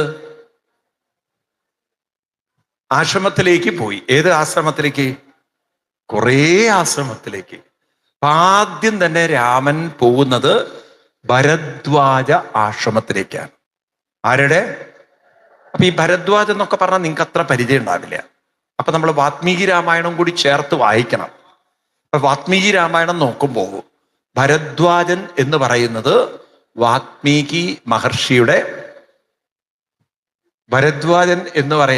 വാത്മീകി മഹർഷിയുടെ ശിഷ്യനായിരുന്നു. ആരാണ്? ഈ ശിഷ്യനെയും കൊണ്ട് കുളിക്കാൻ പോകുമ്പോഴാണ് 2 പ്രാവിൻ പക്ഷികൾ ഇണചേരുന്നതും ഇവരിങ്ങനെ കൊഞ്ചിക്കൊഴഞ്ഞ് നിൽക്കുമ്പോഴാണ് വേടൻ അമ്പ ചെയ്യുന്നതും കഥ ഞാൻ പറഞ്ഞു നിങ്ങളോട് അല്ലേ. അപ്പോഴാണ് മുനിയുടെ വായിൽ നിന്നും വന്ന വാക്കുകൾ എന്താണ്? എല്ലാവർക്കും അറിയാം, മാനിഷാദമെങ്കിലും അറിയാം. മാനിഷാദ പ്രതിഷ്ഠാത്തം അഗമശാശ്വതീ സമ യത് ക്രൗഞ്ച മിഥുനാദേവം അവധി കാമമോഹിത. ഇത് ഭരദ്വാജനാണ് കേൾക്കുന്നത്. പിന്നീട് ഭരദ്വാജനാണ് ഇതിനെക്കുറിച്ച് കൂടുതൽ വിസ്തരിച്ച് ചോദിക്കുന്നത്. അപ്പൊ ആ ഭരദ്വാജന്റെ ആശ്രമത്തിലേക്കാണ് ശ്രീരാമസ്വാമിയും ലക്ഷ്മണനും സീതാദേവിയും കടന്നു ചെല്ലുന്നത്. നോക്കൂ നിങ്ങൾ, കാട്ടിൽ പോവാൻ പറഞ്ഞ രാമൻ സന്തോഷിക്കാനുള്ള കാരണം എന്താണ്? രാമന് കാടെന്ന് പറയുന്നത് ക്രൂരമൃഗങ്ങളും ഘോരജീവികളും രാക്ഷസന്മാരും വസിക്കുന്ന സ്ഥലമല്ല, തപസ്സികളായ മഹാന്മാരുടെ പുണ്യസങ്കേതമാണ്. ഇത് മനസ്സിലാക്കേണ്ടതെന്ന് വെച്ചാൽ ഓരോരുത്തരും എവിടെ പോവും എന്നത് നിശ്ചയിക്കുന്നത് ഓരോരുത്തരുടെയും ഉള്ളിലുള്ള വാസനകളാണ്. ഇപ്പൊ നിങ്ങൾ നോക്കൂ, നിങ്ങളുടെ മക്കളൊക്കെ കല്യാണം കഴിഞ്ഞാൽ കൊടൈക്കനാലിലേക്ക് പോകണു, ഊട്ടിയിലേക്ക് പോകണു, അവിടെ ഇവിടെയൊക്കെ പോകുന്നത് എന്തുകൊണ്ടാണ്? പണ്ട് കാലത്തൊക്കെ കല്യാണം കഴിഞ്ഞാൽ എന്ത് ചെയ്യും? ഏതെങ്കിലും ക്ഷേത്രങ്ങളിലൊക്കെ പോവും, അവിടെ ചെന്ന് ഭഗവാനെ സ്മരിച്ചും വിളിച്ചും ഭജിച്ചും അല്ലേ ഒരു അനുഗ്രഹം തേടും. ആണോ അല്ലയോ? ആണോ? ഇന്നിപ്പോ നേരെ കൊടൈക്കനാലാ പോണ്. കാരണം അതാ സംസ്കാരം ഉണ്ടാക്കി വെച്ചത്. അപ്പൊ തൻ്റെ ഉള്ളിലുള്ള സംസ്കാരത്തിനനുസരിച്ച് ഒരാൾക്ക് ജീവിതം മുന്നോട്ട് കൊണ്ടുപോകാൻ സാധിക്കില്ല. ഇന്ന് ഇത്രയും ആത്മഹത്യകൾ കുട്ടികളിൽ കൂടിയിട്ടുണ്ടെങ്കിൽ ഒരു ആത്മീയ സംസ്കാരം നമ്മുടെ കുട്ടികളിൽ ഉണ്ടാക്കി വെക്കാൻ നമുക്ക് സാധിച്ചിട്ടില്ല. ഇപ്പൊ എനിക്കൊരു മനോവിഷമം വന്നാൽ ഈ മനോവിഷമത്തിൽ നിന്ന് പുറത്തു കിടക്കാൻ ഒരു 4 ദിവസം ഗുരുവായൂരിൽ പോവാം, അല്ലെങ്കിൽ ഒന്ന് മൂകാംബിയെ പോവാം, അല്ലെങ്കിൽ ഏതെങ്കിലും കുറച്ച് ക്ഷേത്രങ്ങളിൽ പോവാം. അങ്ങനെ ചിന്തിക്കുന്നവരും ഉണ്ടാവില്ലേ? നിങ്ങൾ നോക്കൂ, ചോറ്റാനിക്കര ക്ഷേത്രത്തിൽ പോയി നോക്കൂ, മാനസിക അസുഖമുള്ള എത്ര ആൾക്കാരാണ് അവിടെ വരുന്നത്. ഉണ്ടോ? നിങ്ങൾ നോർത്തിലൊക്കെ പോയാൽ നിങ്ങൾക്കത് കാണാൻ പറ്റും. നോർത്തിലൊക്കെ എത്ര ആളുകൾ മാനസിക പ്രശ്നങ്ങൾ ഉണ്ടായിട്ട് പല ക്ഷേത്രങ്ങളിലും വന്ന് അവിടെ ഇരുന്ന് ഭജനം ചെയ്ത് അവരുടെ ആ രോഗത്തിൽ നിന്ന് അവര് പുറത്തു കടക്കുന്നവരുണ്ട്. മനസ്സിലായില്ലേ? പുറത്തു കടക്കുന്നവര്. അപ്പൊ അത്രയും അവർക്കൊരു മനസ്സിനൊരു സന്തോഷവും സുഖവും കിട്ടാൻ. മനസ്സിലായില്ലേ? ഞാനിപ്പോ അടുത്ത കാലത്ത് ഒരു അനുഭവം പറയണേ. ഒരാൾക്ക് സാമ്പത്തിക ഭയങ്കരമായിട്ട് ഇൻകം ടാക്സിന്റെ പ്രോബ്ലം വന്നു. അയാളുടെ ബിസിനസ്സിൽ എന്തോ ഒരു പ്രശ്നം ഉണ്ടായി. അപ്പൊ ഇൻകം ടാക്സിൽ അയാൾക്ക് 10 ലക്ഷത്തിന്റെ അടുത്ത് കെട്ടണം. 10 ലക്ഷത്തിനടുത്ത് ഇൻകം ടാക്സ് കെട്ടണം. എന്നാൽ ഇയാൾ അത്ര കെട്ടാനുമില്ല. പക്ഷെ ഇവർ കൊടുത്ത കണക്കിന്റെ ചില മിസ്റ്റേക്കുകൾ കൊണ്ടാണ് അവർക്ക് അങ്ങനെ ഇത് വന്നത്. ഇയാള് പാവം ചക്രശ്വാസം വലിച്ചു. കാരണം ആ കണക്കുകളൊക്കെ റെഡിയാക്കാതെ ഇയാൾക്കത് പ്രൂവ് ചെയ്യാൻ പറ്റില്ല. ഈ മനുഷ്യൻ എന്നോട് പറയണം, ഞാനൊരു കാര്യം ചെയ്തു സ്വാമി, ഈ പ്രശ്നങ്ങളൊക്കെ എൻ്റെ തലയിൽ കിടക്കുമോ, ഞാനൊന്ന് ശ്രുതിയിൽ പോയി. ശ്രുതി എന്ന് പറഞ്ഞൊരു സ്ഥലമുണ്ട്, കേട്ടിട്ടുണ്ടോ നിങ്ങൾ? അവിടെ സായിബാബയുടെ വലിയ അമ്പലമൊക്കെ കേട്ടിട്ടുണ്ടോ ആരെങ്കിലോ? അവിടെ പോയി. ഞാൻ അവിടെ പോയി 3 ദിവസം അങ്ങോട്ട് നിന്നു. അപ്പൊ എങ്ങനെയോ ഒരാള് അദ്ദേഹത്തിന് എന്താ കാര്യങ്ങൾ ഇവിടെ നിന്ന് വന്നതെന്നൊക്കെ ചോദിച്ചപ്പോൾ കാര്യങ്ങളൊക്കെ പറഞ്ഞു. അപ്പൊ അദ്ദേഹം ഇൻകം ടാക്സ് റിട്ടയർ ചെയ്ത ഒരാളായിരുന്നു. നോക്കണം ഇയാളുടെ ജീവിതത്തിലെ കാര്യം. അപ്പൊ ആ മനുഷ്യൻ പറഞ്ഞു, നിങ്ങൾ ഇന്ന പേപ്പറുകൾ ശരിയാക്കി ഈ രീതിയിൽ സമർപ്പിക്കൂ. എന്നിട്ട് സമർപ്പിച്ചതിന് ശേഷം കൊടുത്തതിന് ശേഷം ആ നമ്പർ ഒന്ന് എന്നെ വിളിച്ച് പറയൂ, ബാക്കി ഞാനും കൂടെ ഹെൽപ്പ് ചെയ്യാന്ന്. അതൊക്കെ പറഞ്ഞ പ്രകാരം ചെയ്തു. അയാൾക്കിപ്പോ എല്ലാം കൂടി ഒരു 4 ലക്ഷത്തിന്റെ ഫൈനും അടിച്ച് കൊടുക്കണം അയാൾ എന്തായാലും. അത് അയാൾക്കറിയാം കൊടുക്കാനുണ്ടെന്ന്. ഒരു 9 ലക്ഷത്തിൽ നിന്ന് 4 ലക്ഷത്തിലേക്ക്. അപ്പൊ അയാൾ പറയാണ്, ഈ ബുദ്ധി ആത്മഹത്യ ചെയ്യുന്ന കുട്ടികൾക്ക് തോന്നിയിട്ടുണ്ടെങ്കിൽ ആരെങ്കിലുമൊക്കെ സഹായിക്കാനുണ്ടാവില്ലേ? എവിടെന്നെങ്കിലും ഒരു വഴി കിട്ടാതിരിക്കുവോ? ഞാൻ നുണയല്ല പറയുന്നത് നിങ്ങളോട്, മനസ്സിലായില്ലേ? അപ്പൊ ഈ തരത്തിൽ മനുഷ്യന് ഏത് പ്രശ്നത്തിനും പരിഹാരം കണ്ടെത്തണമെങ്കിൽ ആ പ്രശ്നങ്ങളിൽ തന്നെ ചിന്തിച്ചായവരൊക്കെ അവിടെ ഇരുന്നാൽ കൂടുതൽ അതിലേക്ക്, ഇന്നലെയൊക്കെ നമ്മൾ പറഞ്ഞില്ലേ, ഈ ചുഴിയിൽപ്പെട്ട ഇലയെ പോലെ അതിലേക്ക് തന്നെ മുങ്ങിത്താഴാം. എന്നാൽ ഈ ഭാരതത്തിൽ എത്ര പുണ്യ സങ്കേതങ്ങളുണ്ട്. ഒന്ന് അവിടെ പോയി 3 ദിവസം, പക്ഷെ അത് ചെയ്യണമെങ്കിൽ അതിനുള്ളൊരു വാസന, അതിനുള്ളൊരു സംസ്കാരം എവിടെ ഉണ്ടാവണം? ഉള്ളിലുണ്ടാവണം. സത്യം പറഞ്ഞാൽ ഇന്നത്തെ തലമുറകൾക്ക് അത് വളരെ കുറവാണ്. അത് പറയാൻ നിങ്ങൾക്ക് കുറവില്ല, കാരണം നിങ്ങളായിരുന്നു അത് കൊടുക്കേണ്ടത്. മനസ്സിലായില്ലേ? ഈ സംസ്കാരം ഉണ്ടാക്കി വെക്കേണ്ടത് ആരാ? അത് പറയുമ്പോൾ നിങ്ങൾ മിണ്ടില്ല എന്ന് എനിക്കറിയാം. ഈ സംസ്കാരം ഉണ്ടാക്കി കൊടുക്കേണ്ടത് ആരാണ്? അച്ഛനമ്മമാരാണ്. ആ സംസ്കാരം ഉണ്ടാക്കി കൊടുക്കുന്ന അച്ഛനമ്മമാര് വളരെ കുറവാണ്. അത് പറയാൻ ഒരു കുറവുമില്ല എന്നുള്ളതാണ് ഏറ്റവും വലിയ സങ്കടം. അറ്റ്ലീസ്റ്റ് അത് പറയാനെങ്കിലും ഒരു കുറവുണ്ട്, അതുപോലും അവർക്ക് ഇല്ല എന്നുള്ളതാണ്. അപ്പൊ അതുകൊണ്ട് മനസ്സിലാക്കി വെക്കുക, ജീവിതം നമ്മുടെ മുന്നിൽ അനുഗ്രഹമായി തീരണമെങ്കിൽ നമുക്ക് ഗുരുത്വം വേണം, അല്ലേ? രാമൻ ഇരുന്നിങ്ങനെ ദുഃഖിക്കാത്തതിന് കാരണം എന്താണ്? രാമനെ കാട്ടിപ്പോവുക എന്ന് പറഞ്ഞാൽ വലിയ ഉത്സാഹമാവാൻ കാരണം രാമൻ അറിയാം കാട്ടിനകത്ത് ധാരാളം ആശ്രമങ്ങളുണ്ട്, മുനിമാരുണ്ട്. അവരോടൊക്കെ സംസാരിക്കാനും അവരിൽ നിന്ന് പലതും പഠിക്കാനും അവരിൽ നിന്ന് പലതും കേൾക്കാനും കിട്ടിയ ഒരു സുവർണാവസരമാണ് എൻ്റെ വനവാസ കാലം. മനസ്സിലായില്ലേ? അപ്പൊ വനവാസക്കാലത്ത് രാമൻ ഒരു 12 വർഷത്തോളം, എത്ര, നമ്മൾ അത്ര ഡീറ്റെയിൽ ആയിട്ട് എഴുത്തച്ഛൻ എഴുതി വെച്ചിട്ടില്ല, 12 വർഷത്തോളം രാമൻ ആശ്രമങ്ങളിലൂടെയായിരുന്നു പോയത്. എത്ര വർഷം? 12 വർഷം. അതിൽ കുറച്ചു കാലം ചിത്രകൂടത്തിൽ താമസിച്ചു, കുറച്ചു കാലം പഞ്ചവടിയിലും താമസിച്ചു. പഞ്ചവടിയിൽ 1 വർഷത്തിനടുത്തേ താമസിച്ചുള്ളൂ. 1 വർഷം, ഒറ്റൊരു വർഷം. അതുവരെ ഓരോ ആശ്രമത്തിൽ നിന്നും വേറൊരു ആശ്രമത്തിലേക്ക് നടന്നു പോയില്ല. ഇന്നത്തെ പോലെ വാഹന സൗകര്യങ്ങളൊന്നുമില്ലല്ലോ. അപ്പൊ ദിവസങ്ങൾ എടുക്കും ആ യാത്രയിൽ. അങ്ങനെ വർഷങ്ങളോളം ആശ്രമങ്ങളിലൂടെ കഴിഞ്ഞു പോയത് കൊണ്ടാണ് ഗർഭിണിയായ സീതാദേവിക്ക് തന്നെക്കുറിച്ചുള്ള അപവാദങ്ങളൊക്കെ പലരും പറഞ്ഞു പരത്തുമ്പോൾ ഒട്ടും തളരാതെ വാത്മീകി ആശ്രമത്തിൽ ഒന്ന് പോവണം എന്ന ചിന്ത വന്നത്. കാരണം തൻ്റെ ഉള്ളിലുള്ള വാസനയ്ക്കനുസരിച്ച് നമുക്ക് ചിന്തിക്കാൻ പറ്റുള്ളൂ. താൻ നിരന്തരം ചെയ്യുന്നതൊക്കെ താൻ അനുഭവിക്കണം. അപ്പൊ തൻ്റെ ഉള്ളിൽ ഉണ്ടാക്കി വെച്ചിരിക്കുന്ന സംസ്കാരങ്ങൾ തന്നെ തേടി വരും. മനസ്സിലായില്ലേ? ഇവിടെ അങ്ങനെ ഒരു ഭാഗ്യം ആ സീതാദേവിക്കുണ്ടായി, ഇല്ലേ? അല്ലെങ്കിൽ നോക്കൂ, സീതാദേവിയുടെ ഒരു തലം നിങ്ങൾ നോക്കൂ. ഒരു തരത്തിലുള്ള തെറ്റ് ചെയ്യാത്ത സീതാദേവിയെ കുറിച്ച് അപരാധങ്ങൾ പറഞ്ഞു പരത്തുന്നു. നിങ്ങൾ നോക്കൂ, ഒരു സാധാരണ വീട്ടിലാണെന്ന് വിചാരിക്കാം. ഗർഭിണിയായ ഒരാളെ കുറിച്ച് ധാരടിയോ ഗർഭം, എന്ത് കോന്തൻ ഭർത്താവ്, അവളെ ഇട്ടിട്ട് ഒരുത്തൻ്റെ കൂടെ ഇട്ടിട്ട് പോന്നു, ഇന്നിപ്പോൾ ആരുടെ ഗർഭാണെന്ന് ആർക്കറിയാം എന്നൊക്കെ പറഞ്ഞൊരു സ്ത്രീയെ കുറിച്ച് അപവാദം പറയാം. എന്നാൽ ഭർത്താവിന് 100% ബോധ്യമുണ്ട്, ഈ ഭാര്യയിലുള്ള ഗർഭം എൻ്റെ കുഞ്ഞാണെന്നുള്ള ബോധ്യമുണ്ട് എന്ന് വിചാരിക്കുക. സീതാദേവിയെ കുറിച്ച് രാമന് ബോധ്യമുണ്ട്. എന്നാൽ രാമൻ അവരുടെ ഒന്നും, ഈ അപവാദം ഉണ്ടാക്കുന്നവരുടെ ഒന്നും വായ അടച്ചുമൂടാൻ സാധിച്ചില്ല. രാമൻ അതിന് പകരം സീതാദേവിയെ, നമ്മുടെ ഭാഷയിൽ പറഞ്ഞാൽ നിങ്ങൾ പറയും, കാട്ടിക്കൊണ്ടു വിട്ടു. എവിടെ കൊണ്ടുവിട്ടു? വാത്മീകി ആശ്രമത്തില്. അങ്ങനെ കൊണ്ടുവിടുമ്പോൾ ഒരു സാധാരണക്കാരന്റെ ദൃഷ്ടിയിൽ നോക്കുമ്പോൾ ജനങ്ങൾ പറഞ്ഞത് രാമനും സംശയിക്കുന്നു എന്നല്ലേ അർത്ഥം? നിങ്ങൾ അതിനൊരു വേറെ ദൃഷ്ടിയിലൂടെ നോക്കുകയാണെങ്കിൽ മനസ്സിലായില്ല. ജനങ്ങൾ പറയുന്നിടത്താണ് ആരുടെയും മനസ്സ്. രാമൻ അത്ര ഉറപ്പാണെങ്കിൽ, എന്ത്, രാമന് 101% ഉറപ്പുണ്ട് തൻ്റെ കുട്ടിയാണെങ്കിൽ രാമൻ ഒരിക്കലും സീതയെ കൊണ്ടുവിടില്ല എന്നൊക്കെ പറയില്ലേ? ഉണ്ടോ ഇല്ലയോ? എന്താ മിണ്ടില്ലേ നിങ്ങൾ? മനസ്സിലായില്ല? ഇല്ലേ? അങ്ങനെയും പറയാലോ, വാദിക്കാലോ. 100% ഉറപ്പുണ്ടത് എൻ്റെ കുട്ടിയാണെന്നുണ്ടെങ്കിൽ പിന്നെ രാമൻ എന്തിനാണ് സീതയെ ആശ്രമത്തിൽ കൊണ്ടുവിടുന്നത്? മനസ്സിലാവുണ്ടോ? എന്നാൽ രാമൻ കൊണ്ടുവിടുമ്പോൾ മറ്റുള്ളവരെന്താ മനസ്സിലാക്കുക? രാമൻ പോലും സീതയെ ഒരു സംശയത്തിന്റെ മുനയിൽ വെക്കുന്നു എന്നുള്ളതാണ്. ആണോ? എന്നാൽ സീതയ്ക്ക് അതൊട്ടും തോന്നിയില്ല. രാമനും സീതയ്ക്കും അത് തോന്നിയില്ല. സീതയ്ക്ക് തോന്നിയിട്ടുള്ളത് എന്താണ്?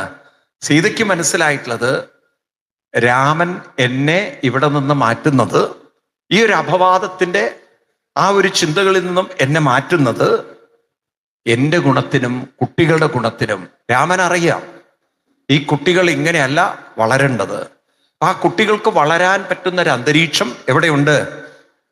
കാട്ടിലുണ്ട്, ആശ്രമത്തിലുണ്ട്. ആ ആശ്രമത്തിൽ നിന്ന് കിട്ടും. മനസ്സിലായില്ലേ? അപ്പൊ ഈ അപവാദത്തെ ഒരു അനുഗ്രഹമായി കണ്ടു അവര്. കാരണം കൊട്ടാരത്തിൽ പോലും കിട്ടാത്തതായ ഒരു കാര്യം, ആശ്രമത്തിൽ കിട്ടുമെന്ന 100% ബോധ്യം രാമനുമുണ്ട്, സീതയ്ക്കുമുണ്ട്. അപ്പൊ ഇത് സംശയത്തിന്റെ മുകളിൽ പറഞ്ഞയക്കുന്നതല്ല, മറിച്ച് ആ കുട്ടികളുടെ ഭാവിക്ക് വേണ്ടി, കുട്ടികളുടെ ഉന്നതിക്ക് വേണ്ടി, കുട്ടികളുടെ ജീവിതത്തെ മാറ്റിയെടുക്കുന്നതിന് വേണ്ടിയിട്ടാണ് എവിടെ പോകുന്നത്? ഈ കുട്ടികൾ ചെറുപ്പത്തിൽ തന്നെ ഒരു ആധ്യാത്മിക സംസ്കാരം പഠിച്ചിട്ട് വേണം വരാൻ എന്നത് രാമനും ഉറപ്പായിരുന്നു, സീതയ്ക്കും ഉറപ്പായിരുന്നു. അപ്പൊ അപവാദത്തെ അനുഗ്രഹമാറ്റി മാറ്റിയത് എന്താണ്? അല്ലാതെ അപവാദത്തിൽ കടന്ന് മാനസികമായി തളർന്ന് എന്താണ് എന്നോട് ഇതൊക്കെ ചെയ്യാൻ കാരണം, ഞാൻ എന്തിനാ ഇതൊക്കെ അനുഭവിക്കുന്നത്, ഞാൻ അങ്ങനെ തെറ്റ് ചെയ്തിട്ടില്ല, എങ്ങനെ ഇത് മൂങ്ങായിരുന്നില്ല. പട്ടിയെ പോലെ ഇരുന്ന് മൂങ്ങിയില്ല അവര്. അതിനെ എന്താക്കി മാറ്റി? അനുഗ്രഹമാക്കി. അങ്ങനെ അനുഗ്രഹമാക്കി മാറ്റാൻ ഒരു വാസന ഉള്ളിൽ വരണമെങ്കിൽ ഇവര് നേരത്തെ ആശ്രമങ്ങളിൽ ജീവിച്ച ശീലം ഇവരുടെ ഉള്ളിൽ ഉണ്ടാവണം. സീതയ്ക്ക് ആ 12 വർഷത്തെ അനുഭവം കൊണ്ട് മനസ്സിലായി, ആശ്രമത്തിൽ താമസിച്ച് എൻ്റെ കുട്ടികളെ എനിക്ക് മഹാന്മാരാക്കി മാറ്റിയെടുക്കാൻ സാധിക്കുന്നുള്ളത് അല്ലെ. ഒരു മഹത്വരമാർന്ന ഒരു കൃതിയാണ്. നോക്കൂ, ഇതിനെ നമുക്ക് 2 ദൃഷ്ടിയിൽ കാണാം. അതാണ് ഈ രാമായണം ഉണ്ടല്ലോ, കുറെ ആളുകൾ കാണുന്നത് ഒരു നെഗറ്റീവ് ദൃഷ്ടിയിലാണ്. 4 ഗർഭിണിയായ സീതയെ രാമൻ കാട്ടിൽ ഉപേക്ഷിച്ചില്ലേ? രാമൻ കാട്ടിൽ സീതയെ ഉപേക്ഷിക്കുന്ന സമയത്ത് സീത അത്ര പൂർണ്ണമായി തൻ്റെ തന്നെ പുത്രന്മാരാണെന്നുണ്ടെങ്കിൽ പിന്നെ രാമൻ എന്തിനാ സംശയത്തിന്റെ മുനയിൽ നിർത്തിയത്? സീത എങ്ങനെ കൊണ്ടുവിടാൻ പാടും എന്നൊക്കെയുള്ള അവരുടെ ദൃഷ്ടി എന്ന് പറഞ്ഞാൽ ഒരു സമൂഹത്തിലെ സാധാരണ ജനങ്ങൾ ചിന്തിക്കുന്ന ദൃഷ്ടിയാണ്. എന്നാൽ ഭാരതീയ ഋഷിവര്യന്മാർ നമുക്ക് തരുന്ന ദൃഷ്ടി എന്ന് പറയുന്നത് ആധ്യാത്മികതയുടെ ദൃഷ്ടിയാണ്. എന്താണ് ആധ്യാത്മിക ദൃഷ്ടി എന്ന് പറഞ്ഞാൽ? അത് സാധാരണക്കാർക്ക് അത്ര എളുപ്പത്തിൽ മനസ്സിലാവില്ല. പഴയ കാലത്ത് നോക്കൂ, നിങ്ങൾ മക്കളെയൊക്കെ കല്യാണം കഴിപ്പിച്ചു കൊടുത്തു, ഒരു ദിവസം ഭർത്താവ് കാശിയിലേക്ക് അങ്ങോട്ട് ഇറങ്ങിപ്പോവാണ്. ആളുകൾക്ക് എന്തെങ്കിലും വേണം പറയാം, നോക്ക് ആ ഭാര്യ ഇത്രയും കാലം കഷ്ടപ്പെട്ട് ഇയാളെ നോക്കിപ്പോ ആ ഭാര്യയെ പോലും അയാൾ ഉപേക്ഷിച്ചിട്ട് അയാളൊരു പോക്ക് പോയി. അപ്പൊ അയാളെ സംബന്ധിച്ച് എന്താണ്? ഇനി എൻ്റെ ജീവിതത്തിൽ എൻ്റെ കർത്തവ്യങ്ങൾ തീർന്നു, ഇനി എനിക്ക് ആത്മീയമായി ഉയരണം. ഭാര്യയാണെങ്കിൽ കൂടെ വരാൻ തയ്യാറുണ്ടാവില്ല. ഭാര്യ പറയണത്, അയ്യോ അപ്പുറത്തെ തെങ്ങില് തേങ്ങ വലിക്കാറായിരിക്കണോ, അല്ലെ തേങ്ങ വറക്കാനായിരിക്കണോ, അല്ലെങ്കിൽ ഇപ്പുറത്തെ പറമ്പിൽ മാങ്ങ ഇപ്പം വരും, മാങ്ങയിലും ചക്കയിലും ഒക്കെ ഭാര്യ മനസ്സ് വെച്ചു. ഇയാളെ മനസ്സിലാക്കി ഈ ചക്കയും മാങ്ങയൊന്നും എൻ്റെ കൂടെ ഉണ്ടാവില്ല, എനിക്ക് ഇതിൽ നിന്നൊക്കെ പുറത്ത് കിടക്കണം. ആളിവിടുന്ന് ആധ്യാത്മികമായി ഉയർന്നു, അയാൾ സ്ഥലം വിട്ടു. അങ്ങനെ ഇരുന്നില്ലേ പഴയ ആളുകൾ? ആയിരുന്നില്ലേ? രാജാക്കന്മാരൊക്കെ രാജ്യമൊക്കെ ഉപേക്ഷിച്ച് നേരെ വനത്തിൽ പോയി തപസ് ചെയ്തിരുന്ന കാലം ഉണ്ടായിരുന്നു, ഭാരതത്തിൽ ഉണ്ടായിരുന്നു. അപ്പൊ എന്തിനാ അവരൊക്കെ ഉപേക്ഷിച്ചെന്ന് ചോദിച്ചു കഴിഞ്ഞാൽ, സാധാരണ ജനങ്ങൾ കാണാത്തതായ ഒരു ആധ്യാത്മികമായ തപസ്സിലേക്ക്, ഒരു തലത്തിലേക്ക് ഉയരാൻ അന്നത്തെ ആളുകൾക്ക് സാധിക്കുമായിരുന്നു. അത് ഒരു സാധാരണക്കാരന് പറഞ്ഞാൽ മനസ്സിലാവേയില്ല, അത് സാധാരണക്കാർക്ക് പറഞ്ഞാൽ തിരിയില്ല. അതുകൊണ്ടാണ് ഇത് ഗുഹ്യം, വളരെ ഗുഹ്യമാണ്. ഇത് ഗുഹ്യതമം ശാസ്ത്രം ഇതമുക്തം മയാനക ഏതദ് ബുദ്ധ്വാ ബുദ്ധിമാൻ സ്യൽ കൃതകൃത്യശ്ച ഭാരത എന്നൊക്കെ ഗീതയിൽ പറഞ്ഞത്. അത് അത്ര എളുപ്പമല്ല. രാജവിദ്യ, രാജഗുഹ്യം എന്നൊക്കെയാണ്. അതൊരു സൂക്ഷ്മമായ വിദ്യയാണ്, അതിനൊരു ഗുരുത്വം വേണം. അതിനാണ് തദ്വിദ്ധി പ്രണിപാതേന പരിപ്രശ്നേന സേവയാ ഉപദേശന്തിതേ ജ്ഞാനം ജ്ഞാനിന തത്വദർശിന എന്നൊക്കെ ഗീതയിൽ 4-ാം അധ്യായത്തിൽ 34-ാം ശ്ലോകത്തിൽ കൃഷ്ണൻ പറയും. എന്ന് പറഞ്ഞാൽ എന്താ അർത്ഥം? നമുക്കറിയാത്ത പലതും മനസ്സിലാക്കാൻ ആചാര്യന്മാരെ അടുത്തുപോയി ഇതെല്ലാം ഒന്ന് മനസ്സിലാക്കിയാൽ എൻ്റെ ജീവിതത്തിൽ ഇനിയും എനിക്ക് പലതും നേടാൻ സാധിക്കും. ഈ ലൗകികമായത് മാത്രമല്ല, ആത്മീയമായ സമ്പത്തും എനിക്ക് നേടിയെടുക്കാൻ സാധിക്കും. അതിന് ഞാൻ തന്നെ മെനക്കെടണം, അതിന് വേറൊരാൾ കൂടെ ഉണ്ടായിട്ടും കാര്യമില്ല. ഇത് സീതയ്ക്കും അറിയാം, ഇത് രാമനും അറിയാം. ഇപ്പൊ രാമനില്ലാതെ വനത്തിൽ താമസിക്കുമ്പോൾ ഇതെന്റെ മനസ്സിനെ ഉയർത്താൻ പറ്റിയ ഏറ്റവും നല്ലൊരു അനുഗ്രഹമായി സീതയ്ക്ക് അതുകൊണ്ടാണ് തോന്നിയത്. മനസ്സിലായില്ലേ?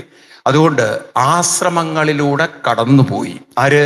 രാമനും സീതയും ലക്ഷ്മണനും. ആദ്യം അവരെത്തിച്ചേർന്നത് ഏത് ആശ്രമത്തിലാണ്? ഭരദ്വാജ ആശ്രമത്തിൽ. അങ്ങനെ ഭരദ്വാജൻ അവരെ സ്വീകരിക്കണോ, ഭരദ്വാജനോട് കുശലൊക്കെ പറയണോ. അത് കഴിഞ്ഞ് അവര് പിറ്റേ ദിവസം അവിടെ നിന്ന് തോണിയൊക്കെ എടുത്ത് കടന്ന് ചിത്രകൂടത്തിന്റെ അടുത്തെത്തി. അവിടെയാണ് ആര്? വാത്മീകി മഹർഷിയുടെ ആശ്രമം. രാമായണത്തിലെ പ്രധാന ആചാര്യനും കൂടിയാണ് ആര്? നമ്മളിപ്പോൾ വായിക്കുന്ന രാമായണം എഴുത്തച്ഛനാണ് എഴുതിയതെങ്കിലും അതിൻ്റെ മൂലരാമായണം എഴുതിയത് വാത്മീകി മഹർഷിയാണ്. അപ്പൊ ആ വാത്മീകി മഹർഷി, ആ പേര് തന്നെ നമ്മൾ ശ്രദ്ധിച്ച് മനസ്സിലാക്കണേ. കാരണം നമ്മൾ മലയാളികൾ കുറെ പൊട്ടക്കഥകൾ പറഞ്ഞ് ശീലിച്ചവരാണ്.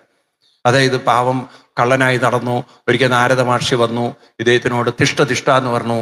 അങ്ങനെ ഇദ്ദേഹം നാരദരെ കൊള്ളയടിക്കാൻ നോക്കി. അപ്പം നീ ചെയ്തു കൂട്ടുന്ന പാപങ്ങളൊക്കെ നിന്റെ ഭാര്യയും മക്കളും ഷെയർ ചെയ്യുമെന്ന് ചോദിച്ചപ്പം അദ്ദേഹം പറഞ്ഞു, പിന്നെ ഞാനും എൻ്റെ ഭാര്യയും മക്കളൊക്കെ ഒരേ മനസ്സോടെ ജീവിക്കുന്നവരാണ്, എൻ്റെ കൂടെ ആരുണ്ടാവും?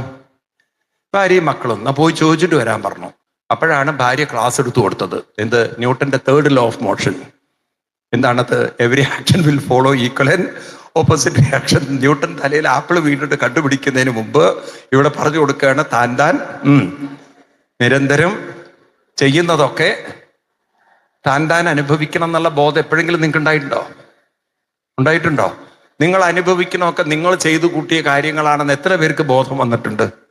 അതിപ്പം നിങ്ങൾ വലിയ വലിയ കൈ ഉയർത്തും, അല്ലെങ്കിൽ നിങ്ങൾ നാട്ടുകാരെ മൊത്തം ചീത്ത വിളിക്കും. ഇപ്പൊ ഞാൻ അനുഭവിക്കുന്നതൊക്കെ ഞാൻ മുമ്പ് ചെയ്തു കൂട്ടിയ കർമ്മത്തിന്റെ ഫലമാണെന്ന് എത്ര പേർക്ക് പറയാൻ പറ്റും? അത് എന്തു വന്നാലും ഇത് ഞാൻ എന്തോ ചെയ്തതിന്റെ ഒരു മഹാപാപം ഞാൻ അനുഭവിക്കുന്നു എന്ന് പറയാൻ പറ്റുമോ? എന്താ വേണ്ടാത്തത് നിങ്ങള്? അങ്ങനെ ശീലിച്ചു നോക്കൂ നിങ്ങൾ. അപ്പൊ ആരോടും വിരോധം വിദ്വേഷമൊന്നും വെക്കേണ്ട കാര്യമില്ല. ആരോട് വിരോധം കാണിക്കണോ? അപ്പൊ ഓരോരുത്തർ വന്നിട്ട് എന്തെങ്കിലും ചീത്ത വിളിക്കുമ്പം നന്നായി, ഓ എന്തോ ചെയ്ത പാപം അങ്ങനെങ്കിലും തീർന്നുവല്ലോ എന്നുള്ള രീതിയിൽ നമുക്കതിനെ കാണാൻ പറ്റും. കുറച്ചുകൂടി ലാഘവത്തോട് ജീവിതത്തെ കാണാൻ പറ്റും. ഏതായാലും ഇവിടെ